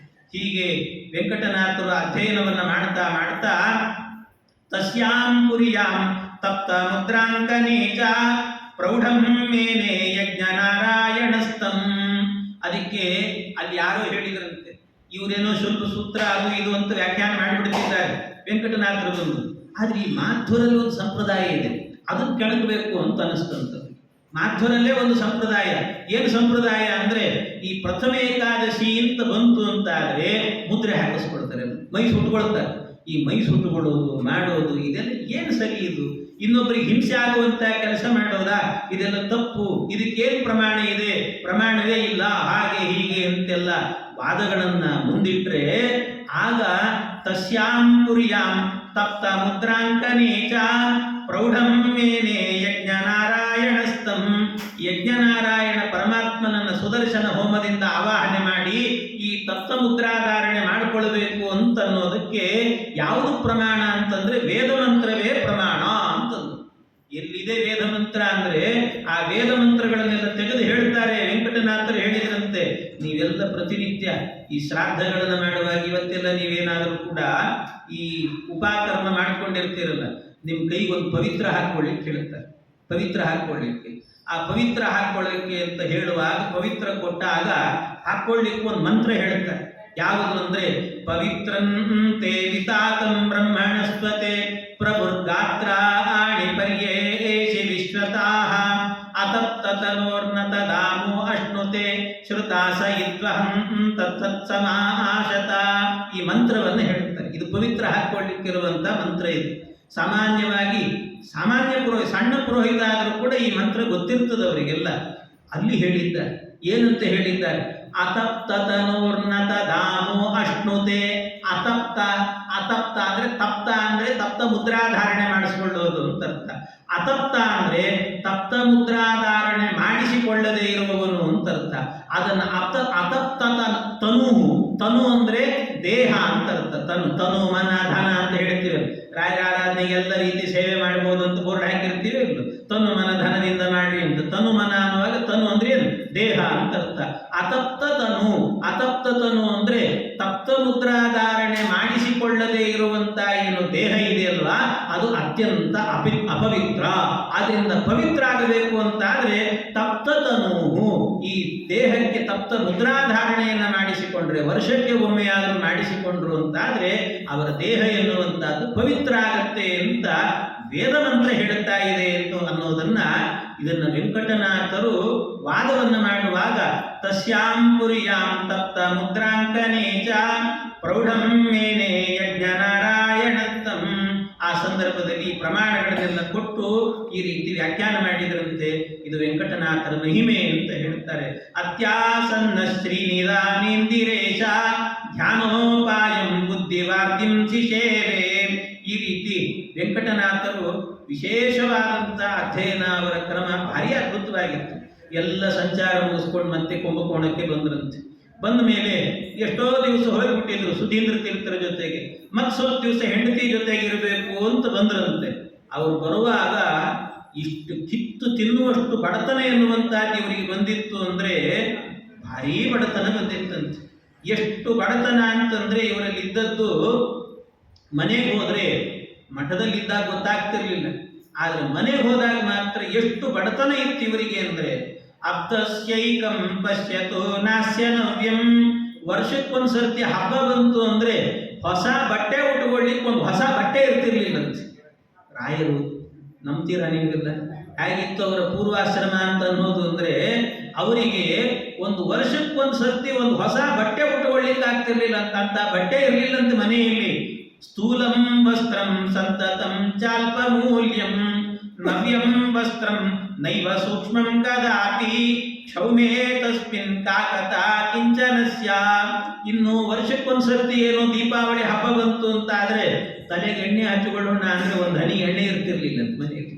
ತೈಲಾಭ್ಯಂಗಂ ವತ್ಸರಸ್ಯೈಕವಾರಂ ನೈತಸ್ಯಾಸ್ತಿ ಪ್ರಾಜ್ಯಮಾಜ್ಯಂ ಕಥಂ ಸ್ಯಾತ್. ಯಾರ ಮನೆಯಲ್ಲಿ ವರ್ಷಕ್ಕೊಂದ್ಸರ್ತಿ ದೀಪಾವಳಿ ಬಂತು ಅಂದ್ರೆ ಎಣ್ಣೆ ಹಚ್ಕೊಳ್ಳಿಕ್ಕೆ ಒಂದು ಹನಿ ಎಣ್ಣೆ ಇಲ್ವೋ, ಇನ್ನು ತುಪ್ಪದ ಊಟ ಅನ್ನೋದು ಕೇಳಲಿಕ್ಕೆ ಸಾಧ್ಯನಾ ಅಂತ ಮನೆಯಲ್ಲಿ ಅಂತ ಹೇಳ್ತಾರೆ. ಎಲ್ಲಿರ್ತದೆ ಹೇಳಿ? ಅಂತ ಊಟವೇ ಇಲ್ಲ ಅಂತ, ಅದಿಲ್ಲವೇ ಇಲ್ಲ. ಆ ರೀತಿ ಬದುಕಿದಂಥವರು, ಆ ರೀತಿ ಬದುಕಿದ ಮಹಾತ್ಮರು ಇವತ್ತು ಅವರನ್ನು ನಂಬಿ ಬಂದಂತ ಮಹಾತ್ಮರು. ಎಂತ ಮಹಾತ್ಮರು ಅಂದ್ರೆ ಅವರು ನಂಬಿ ಬಂದು ಅವ್ರ ಮಠದಲ್ಲಿದ್ರಿ ಅಂತ ಆದ್ರೆ ನಿಮ್ಮ ಮನೆಯಲ್ಲೂ ಸಿಗಲ್ಲ ಇಂಥ ರಾಜವೈಭವದ ಊಟ ಎನ್ನುವಂತಹದ್ದು ಅವ್ರ ಮಠದಲ್ಲಿ ಸಿಗುತ್ತಂತೆ. ರಾಯರ ವೈಶಿಷ್ಟ್ಯ ಅನ್ನುವಂಥದ್ದು ಹೇಗಿದೆ ಅನ್ನೋದಕ್ಕೆ ಹಾಗೆ ನೈತಸ್ಯಾಸ್ತಿ ಪ್ರಾಜ್ಯ ಮಾಧ್ಯಮ ಕಥಂ ಸ್ಯಾತ್. ಒಂದು ದಿವಸವೂ ಕೂಡ ತುಪ್ಪದ ಊಟ ಇಲ್ಲ, ಆ ರೀತಿ ಬದುಕಿದವರಂತೆ. ಇನ್ನಿಲ್ಲಾದರೂ ಕೂಡ ಹೋಗಬೇಕು ಅಂತಾದ್ರೆ ಕಾಲೇ ಕಾಲೇ ಲಭ್ಯತೆ ನಾಸ್ಯ ಭಕ್ತಂ ಲಬ್ಧಂ ಚೇತ್ ತದ್ಭುಜ್ಯತೆ ಹಂತ ಭೂಮು ಪತ್ರಾಭಾವಾದೇ ಕದಾ ನಾತಿತೇಪಿ. ಏನೋ ಊಟಕ್ಕೆ ಸಿಗ್ತಾ ಇರಲಿಲ್ಲ, ಅಕಸ್ಮಾತ್ ಯಾರೋ ಒಂದು ಪಾವು ಅಕ್ಕಿ ಕೊಟ್ಟು ಬಿಟ್ರು ಅಂತ ಆದ್ರೆ ಓಹ್ ಸಿಕ್ತದಪ್ಪ ಇವತ್ತು ಅಡಿಗೆ ಮಾಡ್ಕೊಂಡು ತಿನ್ನೋಣ ಅಂತ ಆವತ್ತು ಬೇಯಿಸಿದ್ರು ಅಂದ್ರೆ ಅನ್ನವನ್ನ ಏನೋ ಗಂಜಿ ಮಾಡ್ಕೊಂಡು ತಿನ್ನಬೇಕು ಅಂತ ಹೋದ್ರೆ ತಿನ್ಲಿಕ್ಕೆ ಎಲೆ ಇರ್ತಿರ್ಲಿಲ್ಲ ಅಂತ. ಮಣ್ಣಿನ ನೆಲವನ್ನೇ ಸಾರಿಸಿಕೊಂಡು ಅದರ ಮೇಲೆ ಹಾಕಿಕೊಂಡು ಅದಕ್ಕೆ ಒಂದು ಪರಿಷೇಕವನ್ನು ಮಾಡಿ 2 ತುತ್ತು ತಿಂತಾ ಇದ್ರಂತೆ, ಬದುಕಲಿಕ್ಕೋಸ್ಕರ ಅಷ್ಟೇ. ಬದುಕೆ ಉಣ್ಲಿಕ್ಕೋಸ್ಕರ ಅಲ್ಲ, ಉಣ್ಣೋದು ಯಾಕೆ ಅಂದ್ರೆ ಬದುಕಿಗೋಸ್ಕರ ಅಂತ. ಹಾಗಿತ್ತಂತೆ ಅವರ ಜೀವನ ಎನ್ನುವಂತಹದ್ದು ಅಂತ. ಪತ್ರಾಭಾವ ಅಂತ, ಪತ್ರ ಇರಲಿಲ್ಲ, ಎಲೆ ಇರಲಿಲ್ಲ. ಎಲೆ ಇಲ್ಲದಿದ್ದಾಗ ಭೂಮಿಯಲ್ಲೇ ಕೂತ್ಕೊಂಡು ಊಟವನ್ನು ಮಾಡ್ತಾ ಇದ್ರಂತೆ. ಇದು ವೆಂಕಟನಾಥರದ್ದು. ಅಕಸ್ಮಾತ್ ಯಾರಾದರೂ ಊಟಕ್ಕೆ ಹೇಳೋರಂತೆ, ಬ್ರಾಹ್ಮಣರು ಆಚಾರ್ಯ ಬರ್ರಿ, ನಮ್ಮ ಮನೆಯಲ್ಲಿ ಶ್ರಾದ್ದ ಇದೆ, ಏನೋ ದೇವ್ರ ಸಮಾರಾಧನೆ ಇದೆ, ಬರ್ರಿ ಇವತ್ತು ಬ್ರಾಹ್ಮಣರು ಊಟ ಆಗಬೇಕು ಅಂತಂದ್ರೆ ಅವ್ರ ಮನೆಗೆ ಊಟಕ್ಕೆ ಹೋಗ್ಬೇಕಲ್ಲ. ಊಟಕ್ಕೆ ಹೋಗುವಾಗ ಒಂದು ಒಳ್ಳೆ ಬಟ್ಟೆ ಆದ್ರೂ ಉಟ್ಕೊಂಡು ಹೋಗ್ಬೇಕಲ್ಲ. ಎಲ್ಲ ಹರಕಲು ಬಟ್ಟೆ ಅಂತ, ಹರಕಲು ಬಟ್ಟೆ ಅಲ್ಲಲ್ಲಿ ತೂತಿರ್ತಿತ್ತಂತೆ. ಏನ್ ಮಾಡೋದು? ಆದ್ರೆ ಬೇರೆ ಬಟ್ಟೆ ಇಲ್ಲ, ಅದನ್ನೇ ಉಟ್ಕೊಂಡು ಹೋಗಬೇಕು. ಅದಕ್ಕೇನ್ ಮಾಡ್ತಿದ್ರು? ಹೊಲ್ಕೊಳ್ಳೋಣ ಅಂತಂದ್ರೆ ಒಂದು ಸೂಜಿ ದಾರದಲ್ಲಿ ಇರ್ತಿರ್ಲಿಲ್ಲ ಅಂತ ಆ ಮನೆಯಲ್ಲಿ. ಅಷ್ಟು ಬಡತನ. ಆ ಬಡತನದಲ್ಲೂ ಮಾನ ಮುಚ್ಚಿಕೊಳ್ಳಿಕ್ಕೆ ಅಂತ ಏನ್ ಮಾಡ್ತಿದ್ರು ಅಂದ್ರೆ ಎಲ್ಲಿ ಹರಿದಿರ್ತದಲ್ಲ, ಹರಿದ ಭಾಗವನ್ನು ಹೀಗೆ ಎಳೆದು ಅದನ್ನು ಗಂಟು ಹಾಕ್ತಿದ್ರಂತೆ. ಗಂಟು ಹಾಕ್ಬೋದು, ಅದನ್ನೇ ಉಟ್ಟುಬಿಡೋದು. ಚಿನ್ನೇ ವಸ್ತ್ರೇ ಭಿನ್ನ ಪಾನೀಯ ಪಾತ್ರೆ ಜೀರ್ಣಸ್ಥಲ್ಯಾಂದಸ್ಯುಭಿರ್ನಿಯಮಾನೆ ಪ್ರಾಗಾಕೃಷ್ಟಂ ಭಾವಿ ಕೌಪೀನಮಸ್ಯ ಛಾಗೆ ಯಾಗೆ ಪ್ರಾಗಿವಾ ಭೂತ್ಪ್ರಯಾಜ. ಇಂಥ ಸ್ಥಿತಿ. ಚಿನ್ನೇ ವಸ್ತ್ರೆ ಅಷ್ಟೇ ಅಲ್ಲ, ಊಟಕ್ಕೆ ಹೋದ್ರು ಅಂತಾದ್ರೆ ಎಂಥ ಮನೆ, ಬಂಗಾರದ ತಂಬಿಗೆಯನ್ನು ಬಚ್ಚಲ ಮನೆಯಲ್ಲಿ ಇಟ್ಟುಕೊಂಡಂತ ಮನೆಯವರು. ಅಂಥವರಿಗೆ ಇಷ್ಟು ಬಡತನ ಬಂತು ಅಂದ್ರೆ, ಒಂದು ಊಟಕ್ಕೆ ಹೋಗೋದು ಅಂತಂದ್ರೆ ಈಗೆಲ್ಲ ನಮ್ಮ ಪದ್ಧತಿ ಹೇಗಾಗಿದೆ ಅಂದ್ರೆ ಊಟಕ್ಕೆ ಅಂತ ಹೋಗ್ತೀವಿ, ಅಲ್ಲೇ ಲೋಟ ಕೊಡ್ತಾರೆ, ಅಲ್ಲೇ ತಗೊಳ್ತೀವಿ, ಅಲ್ಲೇ ಕುಡಿತೀವಿ, ಬರ್ತೀವಿ. ಮೊದಲೆಲ್ಲ ಹಾಗಿರ್ಲಿಲ್ಲ. ಅವ್ರವ್ರ ತಂಬಿಗೆ ತಾಳಿ ಅವರವರೇ ಹಿಡ್ಕೊಂಡ್ಬರ್ಬೇಕು, ಅವರೇ ಹಿಡ್ಕೊಂಡ್ಬರ್ಬೇಕು. ಈಗ ಮತ್ತೆ ಅದು ವ್ಯವಸ್ಥೆ ಆಗಿದೆ. ಸ್ವಲ್ಪ ಕೆಲವು ಮಠಗಳಲ್ಲಿ ಮಾತ್ರ ಅದು ಇನ್ನೂ ಉಳಿಸ್ಕೊಂಡಿದ್ದಾರೆ. ಏನು ಅಂದ್ರೆ ಈ ಉಪಕರ್ಮ ಅಂತೆಲ್ಲ ನಡೆದ್ರೆ ಅದಕ್ಕೇನು ಉದ್ಧರಣೆ, ಸೌಟು, ತಾಲಿ ಎಲ್ಲ ಅದನ್ನು ಕೂಡ ನಾವೇ ಕೊಡ್ತೀವಿ, ಬಂದ್ಬಿಡ್ರಿ ಅಂತ ಹೇಳೋ ಮಠಗಳು ಬಂದಿದ್ದಾರೆ. ಕೆಲವು ಮಠಗಳಲ್ಲಿ ಮನೆಯಿಂದ ತಗೊಂಡ್ಬರ್ರಿ ಅಂತ ಹೇಳೋರು ಇಲ್ಲ. ಆ ರೀತಿ ಅಂತೂ ಆಗೆಲ್ಲ ಹಾಗಿತ್ತು. ಇವರೇ ತಗೊಂಡು ಹೋಗ್ಬೇಕು ಒಂದು ತಂಬಿಗೆ ತಗೊಂಡು ಹೋದ್ರೆ ಕೆಳಗೆ ತೂತಿರ್ತಿತ್ತಂತೆ. ನೀರು ಹಾಕಿದ್ರೆ ನೀರೆಲ್ಲ ಸೋರಿ ಹೋಗಿಬಿಡೋದು. ಅವ್ರು ಹಾಕಿದ ಕೂಡಲೇ ಕುಡಿಬೇಕು, ಖಾಲಿ ಮಾಡಿ ಇಟ್ಬಿಡ್ಬೇಕಷ್ಟೇ. ಅಂಥ ಸ್ಥಿತಿ. ಚಿನ್ನೇ ವಸ್ತ್ರೆ ಭಿನ್ನ ಪಾನೀಯ ಪಾತ್ರೆ, ಅಂಥ ಪಾತ್ರೆಗಳಿರ್ತಿತ್ತಂತ ಅವ್ರ ಮನೆಯಲ್ಲಿ. ಏನು ಅಂದ್ರೆ ಏನೇನೇನೇನೇನಿಲ್ಲ. ಅಷ್ಟು ಬಡತನ ಅಂದ್ರೆ ಅಷ್ಟು ಬಡತನ. ಈ ರೀತಿ ಬಡತನ ಎನ್ನುವಂತಹದ್ದಿತ್ತು. ಇದರಲ್ಲಿ ಸಾಮಾನ್ಯವಾಗಿ ವೈಷ್ಣವರಿಗೆ ಏನಾಗುತ್ತೆ ಅಂದ್ರೆ 15 ದಿವಸಕ್ಕೆ ಒಂದು ಏಕಾದಶಿ ಬರ್ತದೆ. ಅಕಸ್ಮಾತ್ ಏನಾದರೂ ಉತ್ತರಾದಿ ಮಠ ಆಗಿಬಿಟ್ರೆ ಮಾತ್ರ 2 ಬಂದ್ಬಿಡ್ತದೆ, ಹಾಗಿರ್ತದೆ. ಆದರೆ ಒಂದು ಏಕಾದಶಿ ಸಾಮಾನ್ಯವಾಗಿ ಇರ್ತದಂತೆ. ಆದರೆ ಈ ವೆಂಕಟನಾಥರ ಮನೆಯಲ್ಲಿ ಮಾತ್ರ 15 ದಿವಸಕ್ಕೆ ಒಂದಲ್ಲ 7-8 ಏಕಾದಶಿ ಇರ್ತಿತ್ತಂತೆ. ಅಂದ್ರೆ ಅಷ್ಟು ದಿವಸ ಉಪವಾಸ ಇರ್ತಾ ಇದ್ರು ಅಂತ ಅರ್ಥ. ಏನೂ ಇರಲಿಲ್ಲ ಅವರಿಗೆ. ಆ ರೀತಿಯಲ್ಲಿದ್ದಂಥವ್ರು. ವಿಷ್ಣೋರೇಕೋ ವಾಸರೋ ವರ್ಧಮಾನೆ ಲೋಕೆ ಕ್ಲುಪ್ತ ಪಂಚಶಾಸ್ತಸ್ಯ ಗೇಹೇ ಇಷ್ಟೌ ಪಂಚೈವೋದಿತಾಸ್ತೆ ಪ್ರಯಾಜಾ ಚಾತುರ್ಮಾಸ್ಯೇಷ್ವೇಧಮಾನಾನವಾಸನ್. ಅವರಿಗೆ ಇಂಥ ವಿಚಿತ್ರವಾದಂತಹ ಏಕಾದಶಿಗಳು ಬರ್ತಾ ಇತ್ತು. ಹೀಗೆಲ್ಲ ಇತ್ತು ಅವರಿಗೆ ಜೀವನದಲ್ಲಿ. ಇಷ್ಟೆಲ್ಲ ಇದ್ದರೂ ಕೂಡ ಎಂಥ ದಾಕ್ಷಿಣ್ಯ ಅವರಿಗೆ ಅಂದರೆ ಯಾರಾದರೂ ಬಂದು ಕೊಟ್ಟರು ಅಂತಾದರೆ, ಏನಾದರೂ ಕೊಟ್ಟರು ಅಂತಾದರೆ ಎಷ್ಟು ಬೇಕು ಅಷ್ಟನ್ನು ಮಾತ್ರ ತಗೊಳ್ತಿದ್ರಂತೆ. ಇನ್ನೂ ಸ್ವಲ್ಪ ಬೇಕು, ನಾಳೆಗಾಗ್ತದೆ, ನಾಡದ್ದಿಗಾಗ್ತದೆ, ಹಾಗೆಲ್ಲ ಇಟ್ಕೊಳ್ತಿದ್ರು. ಭಾರಿ ದಾಕ್ಷಿಣ್ಯ ಸ್ವಭಾವ, ದಾಕ್ಷಿಣ್ಯ ಸ್ವಭಾವ. ಅದಕ್ಕೆ ಅವ್ರ ಬಗ್ಗೆ ಹೇಳುವಾಗ ಅದೇ ಮಾತು ಹೇಳ್ತಾರೆ, ದಯಾ ದಾಕ್ಷಿಣ್ಯ ವೈರಾಗ್ಯ ವಾಕ್ಪಾಟವ ಮುಖಾಂಕಿತ. ದಯಾ ದಾಕ್ಷಿಣ್ಯ ಅಂತ, ಎಂಥ ದಾಕ್ಷಿಣ್ಯ ಅವರಿಗೆ ಅಂತಂದ್ರೆ, ಅವರಿಗೆ ಉಪವಾಸ ಇರ್ತಿದ್ರು. ಏನು ಇವತ್ತಿಗೆ ಎಷ್ಟು ಬೇಕೋ ಅಕ್ಕಿ ಅಷ್ಟು ತಂದು ಕೊಟ್ಟರು ಅಂತ ಆದರೆ ಪರವಾಗಿಲ್ಲ, ತಗೊಳ್ತಿದ್ರು. ಒಂದು ಚೀಲ ಅಕ್ಕಿನೇ ಕೊಟ್ಟು ಬಿಟ್ರು ಅಂದ್ರೆ ಬೇರೆ ಯಾರು ನಮ್ಮಂಥವ್ರಾಗಿದ್ರೆ ಆಯ್ತು ಕೊಡ್ರಿ ಪರವಾಗಿಲ್ಲ, ನಾಳೆ ಒಂದು ತಿಂಗಳಿಗೆ ಆಗ್ತದೆ ಇಟ್ಟುಕೊಳ್ತೀವಿ ಅಂತೀವಿ. ಅವ್ರು ಹಂಗಲ್ಲ ಅಂತೆ, ಅವ್ರು ಹಂಗಲ್ಲ. ಮತ್ತೇನು ಮಾಡ್ತಾ ಇದ್ರು ಅಂದ್ರೆ ಧೇನು ವೃತ್ತಿ ಅಂತ ಹೇಳುತ್ತಾರೆ. ಧೇನು ವೃತ್ತಿಯಲ್ಲಿ ಬದುಕ್ತಿದ್ರಂತೆ ರಾಘವೇಂದ್ರ ಸ್ವಾಮಿಗಳು. ಅವರ ಪೂರ್ವಾಶ್ರಮ ಹಾಗೆ ಇತ್ತು ಅಂತ, ಧೇನು ವೃತ್ತಿಯಲ್ಲಿ ಅಂತ. ಅದಕ್ಕೆ ನಮತಾಂ ಕಾಮಧೇನವೇ ಅಂತ ಧೇನು ವೃತ್ತಿ. ಧೇನು ವೃತ್ತಿ ಅಂದ್ರೆ, ಧೇನು ಅಂದ್ರೆ ಆಕಳು ಅಂತ ಅರ್ಥ, ಆಕಳು ಅಂತ. ಆಕಳು ಹೇಗೆ ಬದುಕ್ತದೆ ಅಂತಂದ್ರೆ, ನೀವು ಅದನ್ನ ಬೆಳಿಗ್ಗೆ ಹಗ್ಗ ಬಿಚ್ಚಿ ಹೊರಗೆ ಕಳಿಸಿದ್ರಿ ಅಂದ್ರೆ ಹುಲ್ಲು ಮೇಯ್ಲಿಕ್ಕೆ ಹೋಗ್ತದೆ. ಮೇಯ್ಲಿಕ್ಕೆ ಹೋದಂತಹದ್ದು ಆಕಳು ಏನ್ ಮಾಡ್ತದೆ, ಹುಲ್ಲೆಲ್ಲ ಮೇಯುತ್ತೆ. ಸಾಯಂಕಾಲ ಮತ್ತೆ ಕೊಟ್ಟಿಗೆಗೆ ಬಂದು ಕೂತ್ಕೊಂಡ್ಬಿಡ್ತದೆ. ನೀವೆಲ್ಲಿ ಕಟ್ಟಿ ಹಾಕಿರ್ತಾರೆ ಅದೇ ಜಾಗಕ್ಕೆ ಬಂದು ಕೂಡಿ ಬಂದು ಸೇರ್ಕೊಂಡ್ಬಿಡ್ತದೆ. ಆದರೆ ಅದು ಯೋಚನೆ ಮಾಡಲ್ಲ ಹಸು. ಅಲ್ಲಪ್ಪ, ಇವತ್ತು ನನ್ನ ಯಜಮಾನ ನಾನು ಹುಲ್ಲು ಮೇಯ್ಲಿಕ್ಕೆ ಅಂತ ಬಿಟ್ಟ, ಮತ್ತು ನಾಳೆ ಬಿಡ್ತಾನೋ ಇಲ್ಲೋ, ಅದಕ್ಕೆ ಇವತ್ತು ಹೋಗುವಾಗಲೇ ಒಂದಷ್ಟು ಹುಲ್ಲು ಸಂಗ್ರಹ ಮಾಡ್ಕೊಂಡು ಹೋಗ್ಬಿಡೋಣ ಅಂತ ತಗೊಂಡು ಹೋಗಲ್ಲ ಅಂತ ಗೊತ್ತಲ್ಲ. ನಾಳೆಗೇನು ಅಂದ್ರೆ ದೇವರಿದ್ದಾನೆ, ದೇವರು ನೋಡ್ಕೊಳ್ತಾನೆ. ನಾಳೆದು ದೇವರು ನೋಡ್ಕೊಳ್ತಾನೆ. ಆದ್ರಿಂದಾಗಿ ಇವತ್ತು ನಾನು ಅದರ ಬಗ್ಗೆ ಯೋಚನೆ ಮಾಡಬೇಕಾಗಿಲ್ಲ ಅಂತ ಹಸು ಬದುಕ್ತದಂತೆ. ಹಾಗೆ ಬದುಕಿದಂಥ ಮಹಾತ್ಮರು ವೆಂಕಟನಾಥರು ಅಂತ ಧೇನು ವೃತ್ತಿಯಲ್ಲಿ ಬದುಕಿದರು. ಯಾರಾದರೂ ಬಂದು ಒಂದು ಮೂಟೆ ಅಕ್ಕಿಯನ್ನು ಕೊಟ್ಟರು ಅಂತ ಆದರೆ ಆವತ್ತಿಗೆ ಎಷ್ಟು ಅಕ್ಕಿ ಬೇಕು ಅಷ್ಟನ್ನು ಮಾತ್ರ ತೆಗೆದುಕೊಂಡು ಹೇಳೋರಂತೆ ವೆಂಕಟನಾಥರು, ಇಷ್ಟು ಸಾಕಪ್ಪ ನಾನು ಇವತ್ತು ಬದುಕಲಿಕ್ಕೆ, ಅಲ್ಲ ನಾಳೆಗಾಗ್ತದೆ ಇಟ್ಟುಕೊಳ್ರಿ ಅಂತಂದ್ರೆ ಅವ್ರು ಹೇಳೋರಂತೆ, ನನಗಿಂತ ಬಡವನಾದಂಥ ನಮ್ಮ ಅಣ್ಣಂದ್ರೆ ಇನ್ನೆಷ್ಟು ಜನ ಇದ್ದಾರೋ ಗೊತ್ತಿಲ್ಲ ಲೋಕದಲ್ಲಿ, ಅವರಿಗಾಗಂತೆ ತಗೊಂಡು ಹೋಗ್ರಿ ಅಂತಿದ್ರಂತ. ಈ ರೀತಿ ಬದುಕಿದವರು ಅಂತ. ಇಷ್ಟು ದಾಕ್ಷಿಣ್ಯ ಅವರಿಗೆ ಅಂತ ಹೇಳ್ತಾರೆ. ಒಂದು ದಿವಸವೂ ಕೂಡ ಕೈ ಎತ್ತಿ ನನಗೆ ಕೊಡಿ ಅಂತ ಕೇಳ್ತಿರ್ಲಿಲ್ಲ.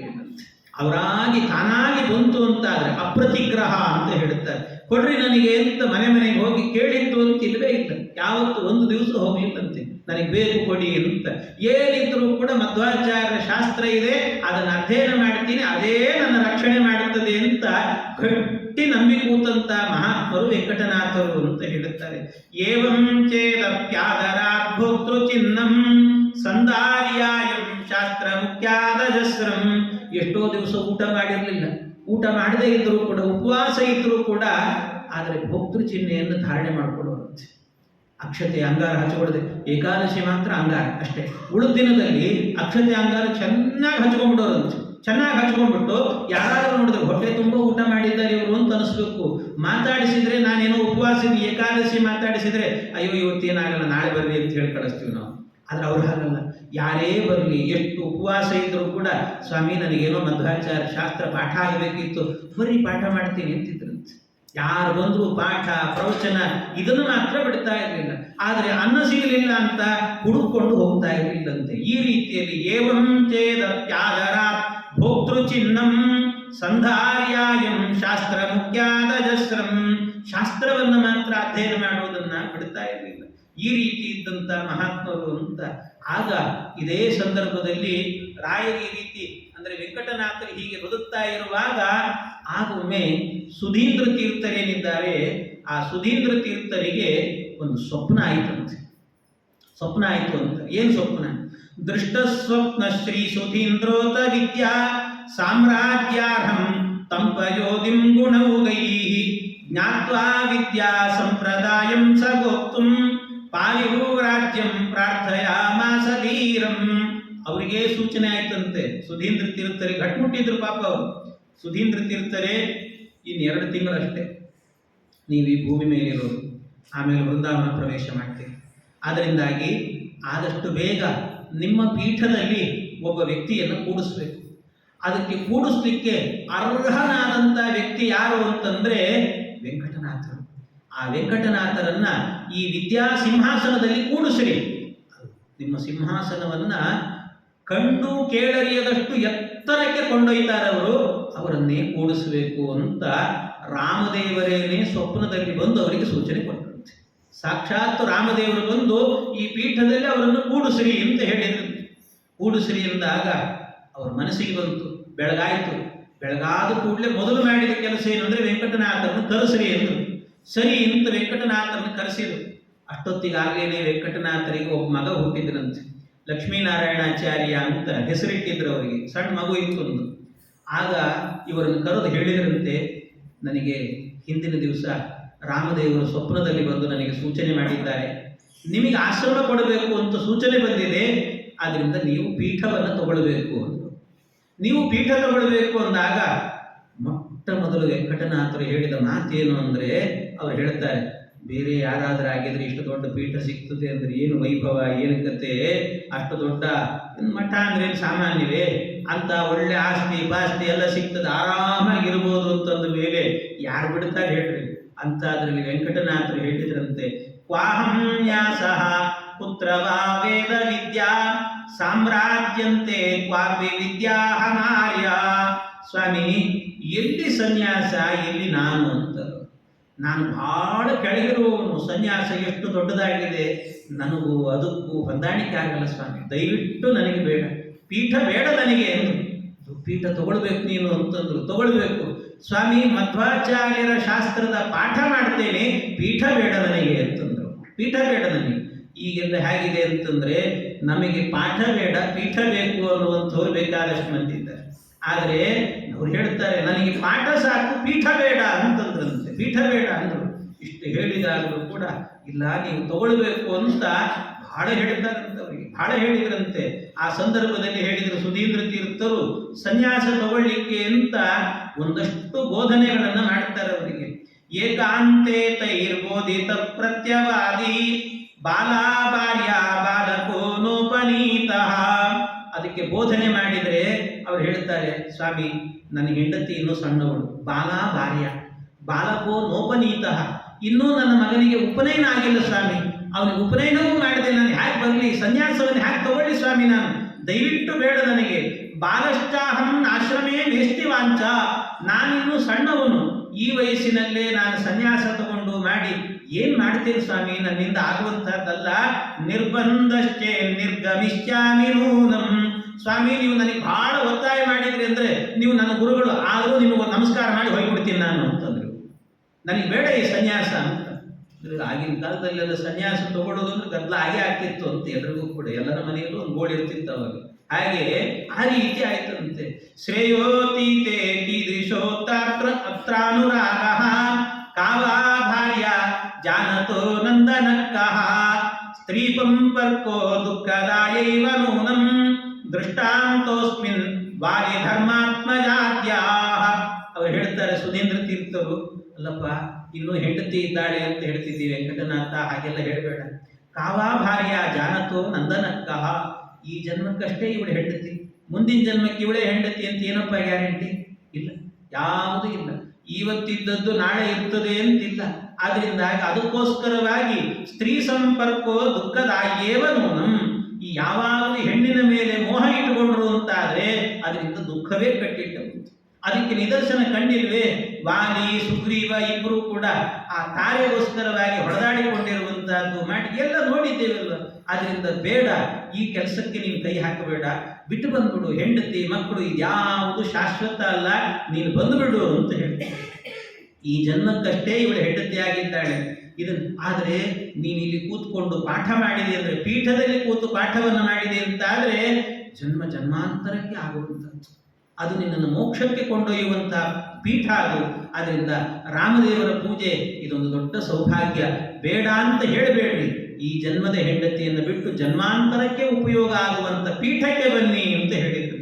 ಯಾಕೆಂದ್ರೆ ಇದು ಯಾವುದು ಶಾಶ್ವತ ಅಲ್ಲ ಅಂತ. ಕೃಷ್ಣಾವತಾರದಲ್ಲಿ ಒಂದು ಕಥೆ ಬರ್ತದೆ ನೋಡ್ರಿ, ನಾನು ಯಾವಾಗಲೂ ಹೇಳಿರ್ತೀನಿ. ಕೃಷ್ಣ ಏನು ಮಾಡಿದ್ದಂತೆ, ರುಕ್ಮಿಣೀ ದೇವಿಯನ್ನ ಅವನು ರಥದಲ್ಲಿ ಅವಳನ್ನು ಅಪಹರಣ ಮಾಡ್ಕೊಂಡು ಹೋಗ್ತಾನೆ. ಅಪಹರಣ ಮಾಡ್ಕೊಂಡು ಹೋಗುವಾಗ ಕೃಷ್ಣ ಏನು ಮಾಡಿದ, ರುಕ್ಮಿಣೀ ದೇವಿ ನಡ್ಕೋತ ಬರ್ತಾ ಇದ್ರೆ ತಾನೇ ರಥವನ್ನು ಓಡಿಸ್ತಾ ಕೆಳಗೆ ಬಗ್ಗಿದ್ದಂತೆ. ಬಗ್ಗಿ ರುಕ್ಮಿಣೀ ದೇವಿಯ ಸೊಂಟಕ್ಕೆ ಕೈ ಹಾಕಿ ಗಟ್ಟಿ ಹಿಡ್ಕೊಂಡು ಮೇಲೆತ್ತಿ ಕೂಡಿಸ್ಕೊಂಡಂತೆ, ರಥದಲ್ಲಿ ಕೂಡಿಸ್ಕೊಂಡು ಹೋಗಿದ್ದು. ಇಷ್ಟು ಮಾಡಿದ್ದಷ್ಟೇ. ವಾದರಾಜ ಸ್ವಾಮಿಗಳು ಹೇಳ್ತಾರೆ, ಸಾಪಾಣಿ ಗ್ರಹಣಾದಪಿ ಮಮಧಿಕಂ ಮೇನೆ ವಿವಾಹೋತ್ಸವಂ. ಕೃಷ್ಣ ರುಕ್ಮಿಣಿಯರ ಕಲ್ಯಾಣ, ಮದುವೆ ಆಗೋಯಿತು ಅಂತ ಹೇಳ್ತಾರೆ. ಮದುವೆ ಆಗಿಲ್ಲ. ಮದುವೆ ಅಂದ್ರೆ ಏನು? ಹುಡುಗ ಹುಡುಗಿ ಕೈ ಹಿಡಿಬೇಕು, ಪಾಣಿಗ್ರಹಣ ಅಂತ ಹೇಳ್ತಾರೆ. ಹುಡುಗಿ ಕೈ ಹಿಡಿದಿಲ್ಲ, ಅವ್ನು ಹಿಡಿದದ್ದೇನು ಸೊಂಟ ಗ್ರಹಣ ಮಾಡಿದ್ದ, ಪಾಣಿಗ್ರಹಣ ಮಾಡಿಲ್ಲ. ಆದ್ರೂ ಮದುವೆ ಆಯ್ತು. ಹೆಂಗಾಯ್ತು?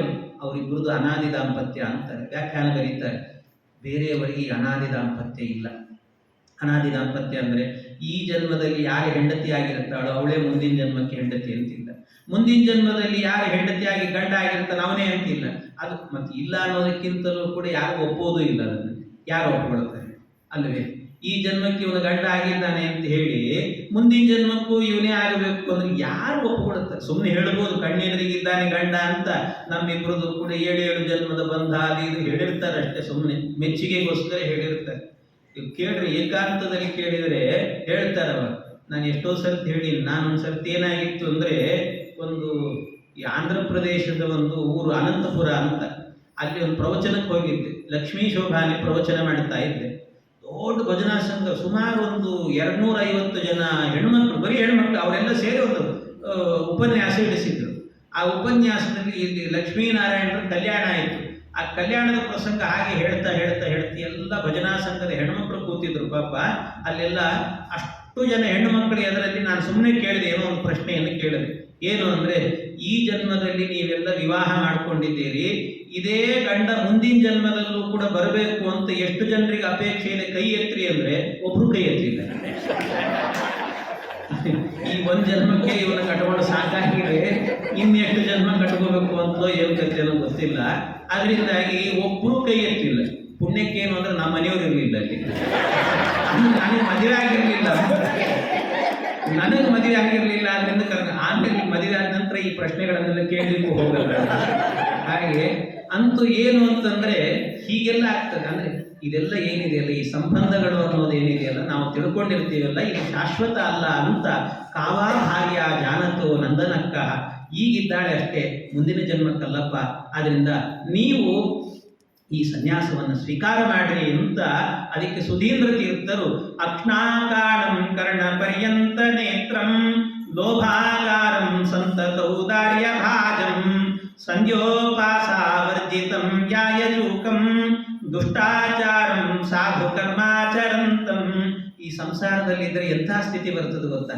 ಯಾರ್ಯಾರನ್ನು ಹೊಗಳಬೇಕಾಗುತ್ತೆ, ಯಾರ್ಯಾರನ್ನು ಅಯೋಗ್ಯರನ್ನೆಲ್ಲ ಹೊಗಳಬೇಕಾಗ್ತದೆ ನಾವು. ಅಂಥ ಪರಿಸ್ಥಿತಿ ಎನ್ನುವಂತಹದ್ದು ಕೂಡ ನಮಗೆ ಬರ್ತದೆ. ಆದ್ರಿಂದ ಅದನ್ನು ಬಿಡ್ರಿ ಅಂತ. ಅಕ್ಷ್ಣಾಕಾಣಂ ಕರ್ಣ ಪರ್ಯಂತ ನೇತ್ರಂ.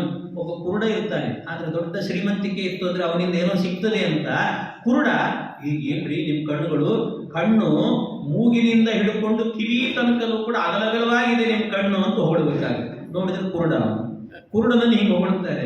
ಇನ್ನು ಲೋಭಾಗಾರಂ ಸಂತತೌದಾರ್ಯ ಭಾಜಂ, ಮಹಾಲೋಭಿ, ಆಸೆ ಹುಡುಕ ಇದ್ದಾನೆ, ಏನು ಖರ್ಚು ಮಾಡೋದಿಲ್ಲ ಅಂತ ವ್ಯಕ್ತಿಯನ್ನ, ಎಂಥ ಸ್ನೇಹ ಭಾವ ಇವನದ್ದು, ಎಲ್ರಿಗೂ ಸಹಾಯ ಮಾಡ್ತಾನೆ ಅಂತ ಹೊಗಳಬೇಕಾಗ್ತದೆ ಅವನನ್ನ. ಇನ್ನು ಸಂಧ್ಯೋಪಾಸಾವರ್ಜಿತಂ ಯಾಯಜೂಕಂ, ಒಂದು ದಿವಸವೂ ಕೂಡ ಸಂಧ್ಯಾ ವಂದನೆ ಮಾಡೋದಿಲ್ಲ ಅಂಥವನನ್ನು ಹಿಡ್ಕೊಂಡು ಏನು ಯಜ್ಞ ಮಾಡ್ತಾರೆ ಇವರು, ಎಂಥ ಹೋಮ ಮಾಡ್ತಾರೆ ಹೊಗಳಬೇಕಾಗ್ತದೆ. ಇಂಥದ್ದೆಲ್ಲ ಇದೆ ನಮಗೆ. ಓಂಕಾರಜ್ಞಂ ಸಾಂಗ ಸರ್ವಾಗಮಜ್ಞಂ ವೈರಾಗಾರಂ ವರ್ಧಿತ ಸ್ನಿಗ್ಧ ಭಾವಂ.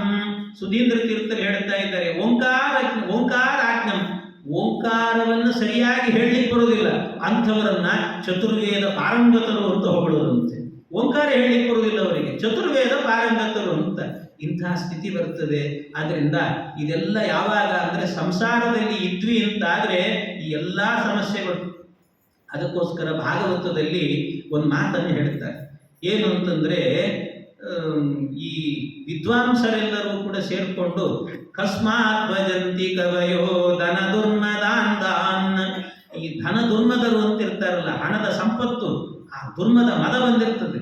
ಅಂಥವರನ್ನೆಲ್ಲ ಹೋಗಿ ಬ್ರಾಹ್ಮಣರು ಯಾಕಪ್ಪ ಅಂಗಲಾಚಿಸ್ತಾರೆ ಅಂತ ಕೇಳ್ತಾರೆ. ಕಸ್ಮಾತ್ ಭಜಂತಿ ಕವಯೋ ಅಂತಂದ್ರೆ ಜ್ಞಾನಿಗಳಾದ ಬ್ರಾಹ್ಮಣರು ಯಾಕೆ ಅವರು ಇದರಲ್ಲಿ ಕೈ ಒಡ್ಡಿ ನಿಂತುಕೊಂಡು ಅಂಗಲಾಚ್ತಾರಲ್ಲ, ಯಾಕಪ್ಪ ಇಂಥ ಕೆಲಸ ಮಾಡ್ತಾರೆ ಅಂತ ಬೇಜಾರಾಗುತ್ತೆ. ಭಾಗವತವನ್ನು ಯಾಕೆ ನಂಬಿಕೊಂಡಿಲ್ಲ ಈ ಬ್ರಾಹ್ಮಣರು ಅಂತ ಆ ಭಾಗವತವೇನೇ ಬೇಸರವನ್ನು ಮಾಡಿಕೊಳ್ಳುತ್ತದೆ. ಹಾಗೆ ಆ ರೀತಿಯಲ್ಲಿ ಬದುಕಬೇಕಾಗತ್ತೆ ಇದರಲ್ಲೆಲ್ಲ ಇದ್ದರೆ. ಅದರಿಂದ ಬೇಡ, ನೀವು ಇದನ್ನು ಸ್ವೀಕಾರ ಮಾಡಿ. ವೇದಕ್ಕೆ ವ್ಯಾಖ್ಯಾನವನ್ನು ಮಾಡಬೇಕು. ವೇದವು ವ್ಯಾಖ್ಯಾ ಸಂಪದೋ ನೈವ ಯುಕ್ತ ವ್ಯಾಸಂಗೇತೆ ಮಜ್ಜತೋ ಗೇಹ ಜಾತೆ, ಇದೆಲ್ಲ ಆಗತ್ತೆ. ಆದ್ರಿಂದ ನೀವು ಮಾತ್ರ ಸನ್ಯಾಸವನ್ನು ಸ್ವೀಕಾರ ಮಾಡಿರಿ ಅಂತ ಬಹಳವಾಗಿ ಹೇಳಿಕೊಂಡ್ರಂತೆ. ಇದೆಲ್ಲ ಹೇಳಿ ಇಷ್ಟೆಲ್ಲ ಹೇಳಿದ ಮೇಲೆ ಬೇಜಾರು ಮಾಡಿಕೊಂಡು ಸ್ವಾಮಿ ಇದು ನನಗೆ ಬೇಡ ಅಂತ ಕೊನೆಗೆ ಗಟ್ಟಿಯಾಗಿ ಹೇಳಿ ವೆಂಕಟನಾಥರು ಮನೆಗೆ ಹೋಗ್ತೀನಿ ಅಂತ ಹೋಗ್ಬಿಟ್ರಂತೆ.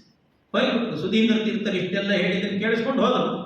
ಹೋದ ನಂತರ ಆದರೆ ಮಾತಾಡಿದ್ದು ಸಾಮಾನ್ಯ ಮಠದಲ್ಲಿ ಮಾತಾಡಿದ್ದು ಅಲ್ಲೇ ಇರ್ತದ, 10 ಮಂದಿ ಕೇಳ್ಕೊಂಡಿರ್ತಾರೆ, ಒಬ್ರಿಗೊಬ್ರಿಗೆ ಕಿವಿಗೆ ಬೀಳ್ತಾನೆ ಇರ್ತದೆ, ಮುಂದೆ ಹೋಗ್ತಾನೆ ಇರ್ತದೆ. ಅದು ಹಾಗೆ ಇಲ್ಲೆಲ್ಲ ಮಾತಾಡಿದ್ದು ಕರ್ಣಾಕರ್ಣಿ ಪ್ರಾಪ್ಯ ಹೃತ್ಕರ್ಣ ಶಲ್ಯಂ ಕಾಂತೋದಂತಂ ಸಾ ಸರಸ್ವತ್ಯದುಗ್ರಹೀ ಅಶ್ರೂಯೋಹೈ ಪ್ರೋಕ್ಷತೀವಾತ್ಮಹವ್ಯಂ ಭೂತಂ ದಾತುಂ ತದ್ವಿಯೋಗಾನಲಾಯ. ಕರ್ಣಾಕರ್ಣಿ ಪ್ರಾಪ್ಯ, ಕರ್ಣಾಕರ್ಣಿ ಅಂದ್ರೆ ಒಬ್ರು ಕಿವಿಯಿಂದ ಇನ್ನೊಬ್ರು ಕಿವಿ ಹೀಗೆ ಬಿಡುತ್ತಾ ಬಿಡುತ್ತಾ ವೆಂಕಟನಾಥರಿಗೆ ಆಶ್ರಮ ಅಂತೆ, ವೆಂಕಟನಾಥರಿಗೆ ಆಶ್ರಮ ಅಂತೆ. ಇದು ಹಾಗೆ ಸುದ್ದಿ ಹರಿತಾ ಹೋಯ್ತಂತೆ. ಸುದ್ದಿ ಹರಿತಾ ಹೋಯ್ತು. ಹರಿತಾ ಹರಿತಾ ಹೋಗಿ ಮುಂದೆ ಆಗಬೇಕಾದ್ರೆ ಇದು ಅವರ ಹೆಂಡತಿ ಕಿವಿಗೆ ಬಿತ್ತಂತೆ. ವೆಂಕಟನಾಥರ ಹೆಂಡತಿ ಕಿವಿಗೆ ಬಿತ್ತು. ಇಷ್ಟು ಕಣ್ಣೀರು ಹಾಕಿ ಹತ್ರವರು ಅಂದ್ರೆ ಸ್ವಾಮಿ ಬೇಡ ಬೇಡ ಅಂತ ಹೇಳ್ಬಿಟ್ಟು ಬಹಳ ಆಗ್ತರಂತೆ. ಅಶ್ರೂವ್ಯೂಹೈ ಪ್ರೋಕ್ಷತೀವಾತ್ಮಹವ್ಯಂ, ಆ ರೀತಿ ಆಗ್ತರಂತೆ. ಕಣ್ಣೀರು ಹಾಕಿದ್ರಂತೆ. ಇಷ್ಟೆಲ್ಲ ಕಣ್ಣೀರು ಹಾಕಿಕೊಂಡು ಅಳ್ತಾ ಇದ್ರು. ಆದರೆ ಇವರು ಆಯ್ತು ಅಂತ ಸಮಾಧಾನ ಮಾಡಿದ್ರು. ಪಾಪ ಸಮಾಧಾನ ಮಾಡಿ ಆದ ನಂತರ ಆಮೇಲೆ ರಾತ್ರಿ ಮಲಗಿದ್ರಂತೆ ವೆಂಕಟನಾಥ. ರಾತ್ರಿ ಮಲಗಿದಾಗ ವೆಂಕಟನಾಥರಿಗೆ ಒಂದು ಸ್ವಪ್ನ ಆಯ್ತಂತೆ. ಸ್ವಪ್ನ ಆಗುವುದಷ್ಟೇ ಅಲ್ಲ, ಅವರೇ ಎದ್ದು ಬಂದರು ಅಂತಲೂ ಹೇಳ್ತಾರೆ ಒಂದ್ಸತಿ. ಕೆಲವರು ವ್ಯಾಖ್ಯಾನ ಪ್ರಕಾರ ಎದ್ದು ಬಂದ್ರಂತೆ. ರಾತ್ರಿಯಲ್ಲಿ ಎದ್ದು ಬಂದರು. ಅವರು ಸ್ವಪ್ನದಲ್ಲಿ ನೋಡಿದ್ರು, ಎದ್ದು ಬಂದರು ಅಂತೂ ಎರಡೆರಡಿದೆ. ಅಂತೂ ಏನನ್ನು ನೋಡಿದ್ರಲ್ಲಿ ಅಂತಂದ್ರೆ ಯದ್ವಾ ನಾರಿ ಕಿನ್ನರಿ ಓರಗೀವಾ ದೇವಸ್ತ್ರೀವಾ ಹಂತಯ ಕಾಚಿದಸ್ತು. ಅವರು ಸ್ವಪ್ನದಲ್ಲಿ ನೋಡಿದ್ರಂತೆ ಒಬ್ಬ ಹೆಣ್ಣುಮಗಳು ಬಂದಿದ್ದಂತೆ. ಬಹಳ ಸುಂದರವಾದಂಥ ಹೆಣ್ಣುಮಗಳಂತೆ.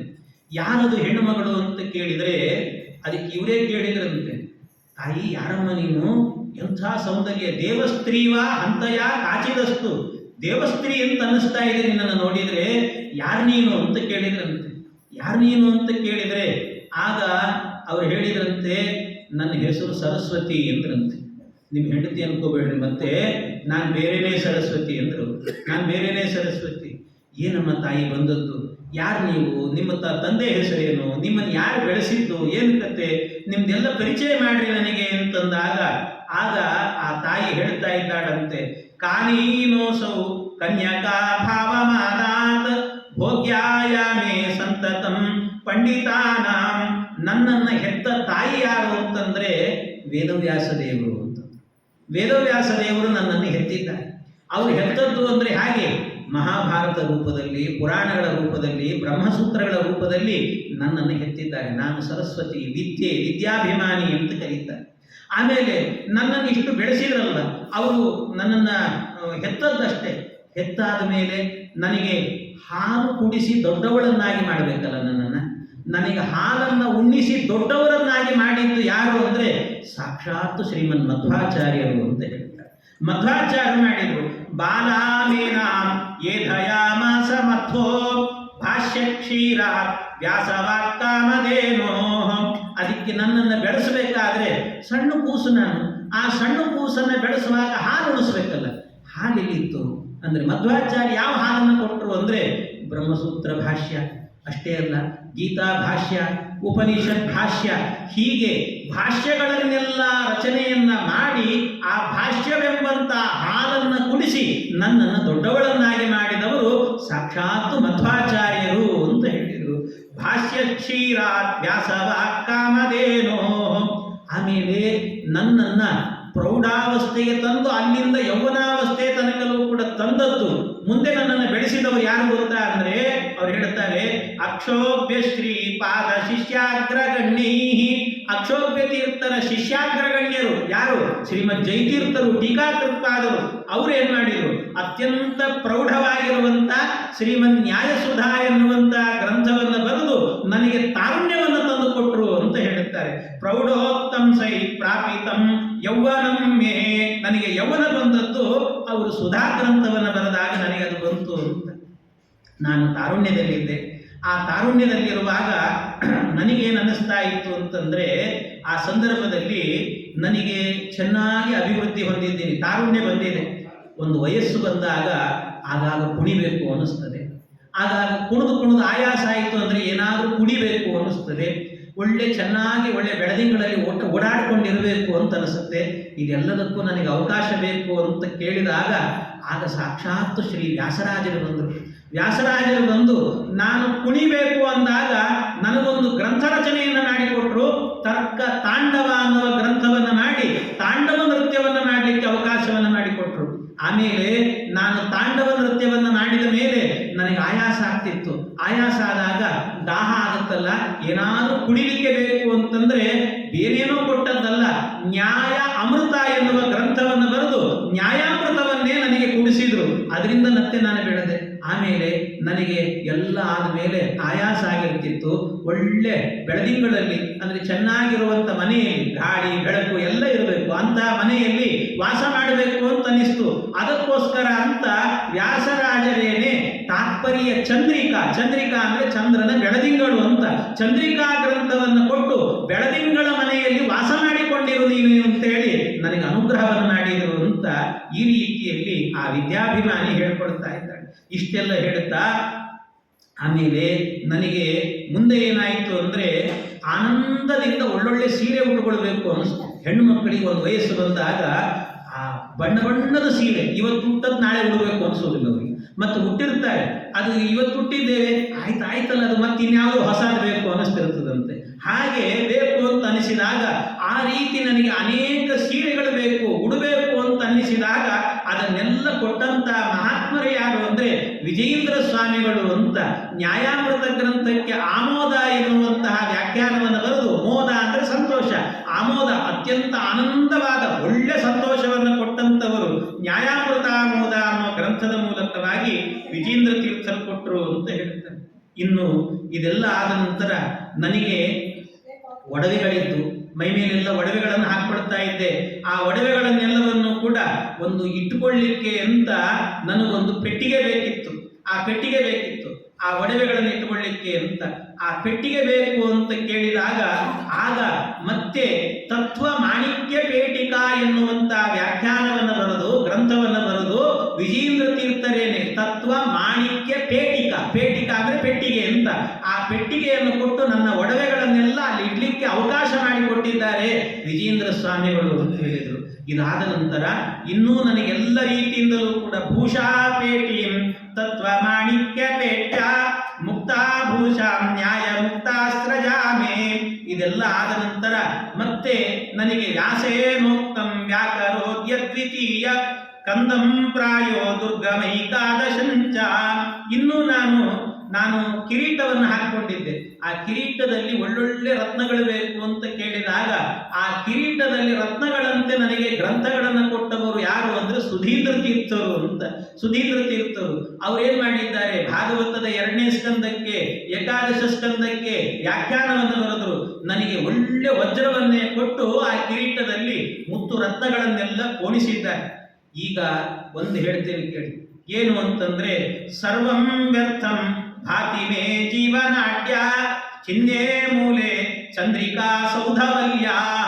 ನನಗೆ ಸಾಮಾನ್ಯವಾಗಿ ಎಲ್ಲರಿಗೂ ಕೂಡ ಹೃದಯ ಏನ್ ಮಾಡುತ್ತೆ ಅಂದ್ರೆ ಹೃದಯ ಎನ್ನುವಂತಹದ್ದು ಲಬ್ ಡಬ್ ಅಂತ ಶಬ್ದ ಮಾಡ್ತಿರ್ತದಂತೆ. 2 ರೀತಿ ಶಬ್ದ, ಲಬ್ ಡಬ್ ಅಂತ ಮಾಡ್ತದೆ. ಹಾಗೆ ನಾನು ವಿದ್ಯಾಭಿಮಾನಿ, ನನ್ನ ಹೃದಯವೂ ಕೂಡ 2 ಶಬ್ದ ಮಾಡುತ್ತದಂತೆ. ಯಾವುದದು ಶಬ್ದ ಅಂತ ಕೇಳಿದ್ರೆ ಚಂದ್ರಿಕಾ ನ್ಯಾಯಸುಧ ಅಂತ ಹೇಳ್ತಾ ಇರುತ್ತದೆ. ಆ ಹೃದಯ ಇವತ್ತೇನಾಗತ್ತೆ ಅಂದ್ರೆ ನಿಂತು ಹೋಗುವ ಸ್ಥಿತಿ ಬಂದಿದೆ ಅಂತ, ನನ್ನ ಜೀವನಾಡಿಯೇನೆ ನಿಂತು ಹೋಗ್ತಾ ಇದೆ ಅಂತ ಹೇಳಿದ್ರಂತೆ. ಆಗ ವೆಂಕಟನಾಥರು ಇದೆಲ್ಲ ಸ್ವಪ್ನದಲ್ಲಿ ಹೇಳಿದ್ದು, ಇದನ್ನೆಲ್ಲ ಕೇಳಿಸಿಕೊಂಡು ವೆಂಕಟನಾಥರು ಕೇಳಿದ್ರಂತೆ, ಅಮ್ಮ ಯಾಕೆ ಅಂತ ಕೇಳಿದರು. ಯಾಕೆ ಅಂದ್ರೆ ಇನ್ನು 2 ತಿಂಗಳಲ್ಲಿ ಸುಧೀಂದ್ರ ತೀರ್ಥರು ವೃಂದಾವನವನ್ನು ಪ್ರವೇಶ ಮಾಡ್ತಾರೆ. ಆಮೇಲೆ ನನ್ನ ಈ ಗ್ರಂಥಗಳು ನನ್ನ ಜೀವನಾಡಿ ಅಂತ ಕರೆಸಿಕೊಂಡಿದೆಯಲ್ಲ, ಸರ್ವಂ ವ್ಯರ್ಥಂ ಭಾತಿ ಮೇ ಜೀವನಾಡ್ಯ ಚಿಹ್ನೆ ಮೂಲೆ ಚಂದ್ರಿಕಾ ಸೌಧವಲ್ಯಾ.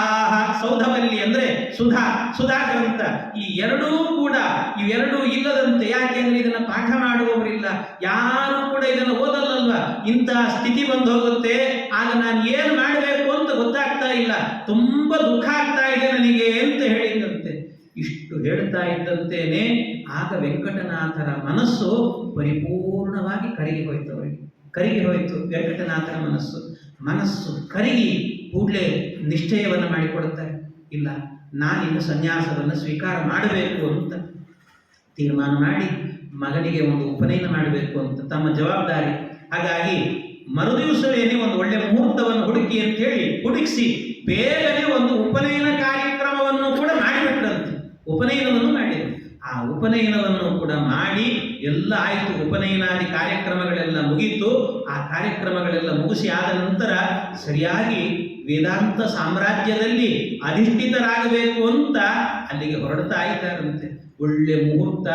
ಲಗ್ನೇ ಲಗ್ನ ಗುಣೇ ನಿಲಿಂಬ ಗುರುಣ ದೃಷ್ಟೇ ವಿಮೃಷ್ಟೇ ದ್ವಿಜೈ ಏನಂ ಸಮ್ಮದಧ ಭಾಗವೀಹಿ ಭಗವೋ ಬ್ರಹ್ಮೇತ್ಯುದೀರ್ಯ ಸ್ಥಿತಂ. ಇಂಥ ಒಳ್ಳೆ ಮುಹೂರ್ತದಲ್ಲಿ ಇವರಿಗೆ ಆಶ್ರಮವನ್ನು ಕೊಡಬೇಕು ಅಂತ ಲಾಜಹೋಮವನ್ನು ಮಾಡಿಸಿದ್ರು. ಆವತ್ತಿನ ದಿವಸ ಏನು ಆತ್ಮಶ್ರಾದ್ದ ಅಂತ ಮಾಡಬೇಕು ಎಲ್ಲ ಮಾಡಿಸಿದ್ರು. ಎಲ್ಲ ಕಾರ್ಯಕ್ರಮಗಳು ಕೂಡ ಆಯಿತು.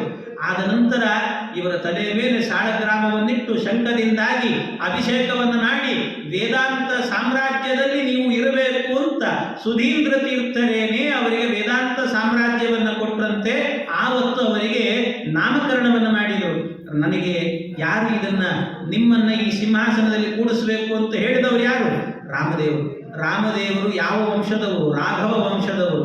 ಆದ್ದರಿಂದ ಅವರ ಹೆಸರನ್ನೇ ನಿಮಗಿಡುತ್ತೇನೆ ಅಂತ ರಾಘವೇಂದ್ರ ಅಂತ ನಾಮಕರಣವನ್ನು ಮಾಡಿ ರಾಘವೇಂದ್ರ ತೀರ್ಥರು ಅಂತ ಹೇಳಿದಂತೆ. ರಾಘವೇಂದ್ರ ತೀರ್ಥರು ಅಂತ ಹೇಳುವಾಗ ಆಗ ಆಶೀರ್ವಾದ ಮಾಡಿದ್ರು. ಅವರು ಏನು ಆಶೀರ್ವಾದ ಮಾಡಿದ್ರು? ಅವ್ರು ಹೇಳ್ತಾರೆ, ಶ್ರೀ ಸುರೇಂದ್ರ ವದಯಂ ತಪಸ್ಯಯ ಶ್ರೀಜೈಂದ್ರ ಇವ ಕೀರ್ತಿ ಸಂಪದ ವಿಶ್ರುತೋಹಮಿವ ಪಾದ ಸಂಗರೇ ರಾಘವೇಂದ್ರ ಯತಿರಾಟ್ ಸಮೇದತಾಂ. ಏನು ಅವ್ರಿಗೆ ಹೇಳಿದ್ದು ಅಂದ್ರೆ, ಶ್ರೀ ಸುರೇಂದ್ರ ವದಯಂ ತಪಸ್ಯಯ, ಸ್ವಾಮಿ ನೀವು ರಾಘವೇಂದ್ರ ತೀರ್ಥರಾಗಿ ಕೂತ್ಕೊಳ್ತಾ ಇದ್ದೀರಿ. ನೀವು ಇನ್ನು ಮುಂದೆ ಹೇಗಾಗಬೇಕು ಅಂದ್ರೆ ಒಳ್ಳೆ ತಪಸ್ವಿಗಳಾಗಬೇಕು. ಎಂಥ ತಪಸ್ವಿಗಳು? ಶ್ರೀ ಸುರೇಂದ್ರ ವದಯಂ ತಪಸ್ಯಯ. ಇದೇ ಪೀಠದಲ್ಲಿ ವಿಜಯೇಂದ್ರ ಸ್ವಾಮಿಗಳ ಗುರುಗಳು ಸುರೇಂದ್ರ ತೀರ್ಥರು ಅಂತ. ಆ ಸುರೇಂದ್ರ ತೀರ್ಥರು ಎಂಥ ದೊಡ್ಡ ತಪಸ್ವಿಗಳು ಅಂದ್ರೆ ಭಾರಿ ದೊಡ್ಡ ತಪಸ್ವಿಗಳು. ಅವ್ರ ಬಗ್ಗೆ ಹೇಳುವಾಗ ತ್ರಿವಾರಂ ಭೂಪ್ರದಕ್ಷಿಣಂ ಅಂತ ಹೇಳುತ್ತಾರೆ. 3 ಬಾರಿ ಭೂಪ್ರದಕ್ಷಿಣೆಯನ್ನ ಮಾಡಿದಂತ ಮಹಾ ತಪಸ್ವಿಗಳು ಸುರೇಂದ್ರ ತೀರ್ಥರು. ವ್ಯಾಸ ತೀರ್ಥರು ಕೂಡ ಒಮ್ಮೆ ಸುರೇಂದ್ರ ತೀರ್ಥರನ್ನು ನೋಡಿ ಹೇಳುತ್ತಾರೆ, ಒಂದು ಕಡೆಯಲ್ಲಿ ವ್ಯಾಸ ತೀರ್ಥರು ಪೂಜೆಗೆ ಕೂತ್ಕೊಂಡಾಗ ತುಳಸಿ ವನದಿಂದ ತುಳಸಿ ತರ್ರಿ ಎಂದ್ರಂತೆ. ತುಳಸಿ ತಂದ ಹೂವು ಆ ತುಳಸಿಯನ್ನು ಏರಿಸ್ಲಿಕ್ಕೆ ಹೋದ್ರೆ ವ್ಯಾಸ ತೀರ್ಥರು ಹೇಳಿದ್ರಂತೆ, ಇಲ್ಲ ಇದೆಲ್ಲ ನಿರ್ಮಾಲ್ಯ ಆಗಿದೆ ಎಂದ್ರಂತೆ. ಇಲ್ಲ ಸ್ವಾಮಿ, ಇದು ಗಿಡದಲ್ಲಿ ಇದ್ದದ್ದನ್ನು ಕಿತ್ಕೊಂಡ್ ಬಂದಿದ್ದೀವಿ ನಾವು ಅಂದ್ರೆ, ಇಲ್ಲ ನಿರ್ಮಾಲ್ಯ ಆಗಿದೆ ಎಂದರು. ಅದು ಹೆಂಗೆ ಅಂದ್ರೆ, ವ್ಯಾಸ ತೀರ್ಥರ ಶಿಷ್ಯರನ್ನೆಲ್ಲ ಕರ್ಕೊಂಡು ಹೋಗಿ ಬಂದು ತೋರಿಸಿದ್ರಂತೆ. ಆ ತುಳಸಿ ವನದಲ್ಲಿ ಮೂಲೆಯಲ್ಲಿ ಒಂದು ಕಡೆಯಲ್ಲಿ ಸುಧೀಂದ್ರ ತೀರ್ಥರು ಕೂತಿದ್ರಂತೆ. ಇಡೀ ವನವನ್ನೇನೆ ಹರಿ ಭಗವಂತ ನಿನಗೆ ಅರ್ಪಣೆ ಆಗಲಿ ಅಂತ ಸಮರ್ಪಣೆ ಮಾಡಿಬಿಟ್ಟಿದ್ರಂತೆ. ಆ ರೀತಿ ಅಂತ ತಪಸ್ವಿಗಳು ಸುರೇಂದ್ರ ತೀರ್ಥರು. ಅವರಂತೆ ನೀವು ತಪಸ್ವಿಗಳಾಗಿ ಅಂತ ಶ್ರೀ ಸುರೇಂದ್ರ ವದಯಂ ತಪಸ್ಯಯ. ಅಷ್ಟೇ ಅಲ್ಲ, ಶ್ರೀ ಜೈಂದ್ರ ಇವ ಕೀರ್ತಿ ಸಂಪದ. ಜೈಂದ್ರ ಅಂದ್ರೆ ವಿಜಯೇಂದ್ರ ತೀರ್ಥರು. ಅವರ ಕೀರ್ತಿ ಅಂತ ಅವತ್ತೇ ಹೇಳಿದ್ದೀನಿ ಆರಂಭದಲ್ಲೇನೆ. ಒಳ್ಳೆ ಕೀರ್ತಿಯವರದ್ದು ವಿದ್ಯೆ. ಅಂತ ವಿದ್ಯೆ ನಿಮಗೂ ಕೂಡ ಬರಲಿ, ಒಳ್ಳೆ ಕೀರ್ತಿವಂತರಾಗಲಿ, ನೀವು ವಿಜಯೇಂದ್ರ ಸ್ವಾಮಿಗಳಂತೆ ಆಗಬೇಕು. ಆಮೇಲೆ ವಿಶ್ರುತೋಹಮಿವ ವಾದ ಸಂಗರೇ. ಆ ಕಾಲದಲ್ಲಿ ವಾದದಲ್ಲಿ ಒಳ್ಳೆ ಖ್ಯಾತಿಯನ್ನು ಪಡೆದವರು ಅಂದ್ರೆ ಸುಧೀಂದ್ರ ತೀರ್ಥರು. ನನ್ನಂತೆ ವಿಶ್ರುತೋ ಅಹಮಿವ, ನನ್ನಂತೆ ಒಳ್ಳೆ ವಾದದಲ್ಲಿ ಒಳ್ಳೆ ಖ್ಯಾತಿಯನ್ನು ಗಳಿಸಬೇಕು ನೀವು. ಇದೆಲ್ಲದರಿಂದಲೂ ಕೂಡ ನಿಮಗೊಂದು ನಾಮಕರಣ ಏನು ಅಂದ್ರೆ ರಾಘವೇಂದ್ರ ಯತಿರಾಟ್ ಸಮೇದತಾಂ. ರಾಘವೇಂದ್ರ ತೀರ್ಥರು ಅಂತ ನಿಮಗೆ ನಾಮಕರಣ ಮಾಡ್ತಾ ಇದ್ದೇನೆ ಅಂತ ಅವರಿಗೆ ನಾಮಕರಣ ಮಾಡಿದ್ರು. ಗುರುಗಳಿಗೆ ಆಶ್ರಮ ಎನ್ನುವಂತಹದ್ದಾಯಿತು. ಆಶ್ರಮ ಆದ ನಂತರ ಮುಂದೆ ಅವರ ವೈಭವ ಎನ್ನುವಂತಹದ್ದು ಇನ್ನು ವೃಂದಾವನ ಪ್ರವೇಶದ ತನಕ ಹೋಗಬೇಕು. ಪ್ರವೇಶ ಆದ ಮೇಲೂ ಅವರು ತೋರಿಸಿದ ಮಹಿಮೆಗಳು ಇಲ್ಲಿ ತನಕ ನೋಡಬೇಕು. ಅದನ್ನು ಮತ್ತೆ ನಾಳೆ ದಿವಸ ಸೇರಿದಾಗ ಯಥಾಮತಿ ಪ್ರಯತ್ನ ಮಾಡೋಣ ಅಂತ ಹೇಳುತ್ತಾ ಇಂದಿನ ಉಪನ್ಯಾಸ ಕೃಷ್ಣ ಅರ್ಪಣ.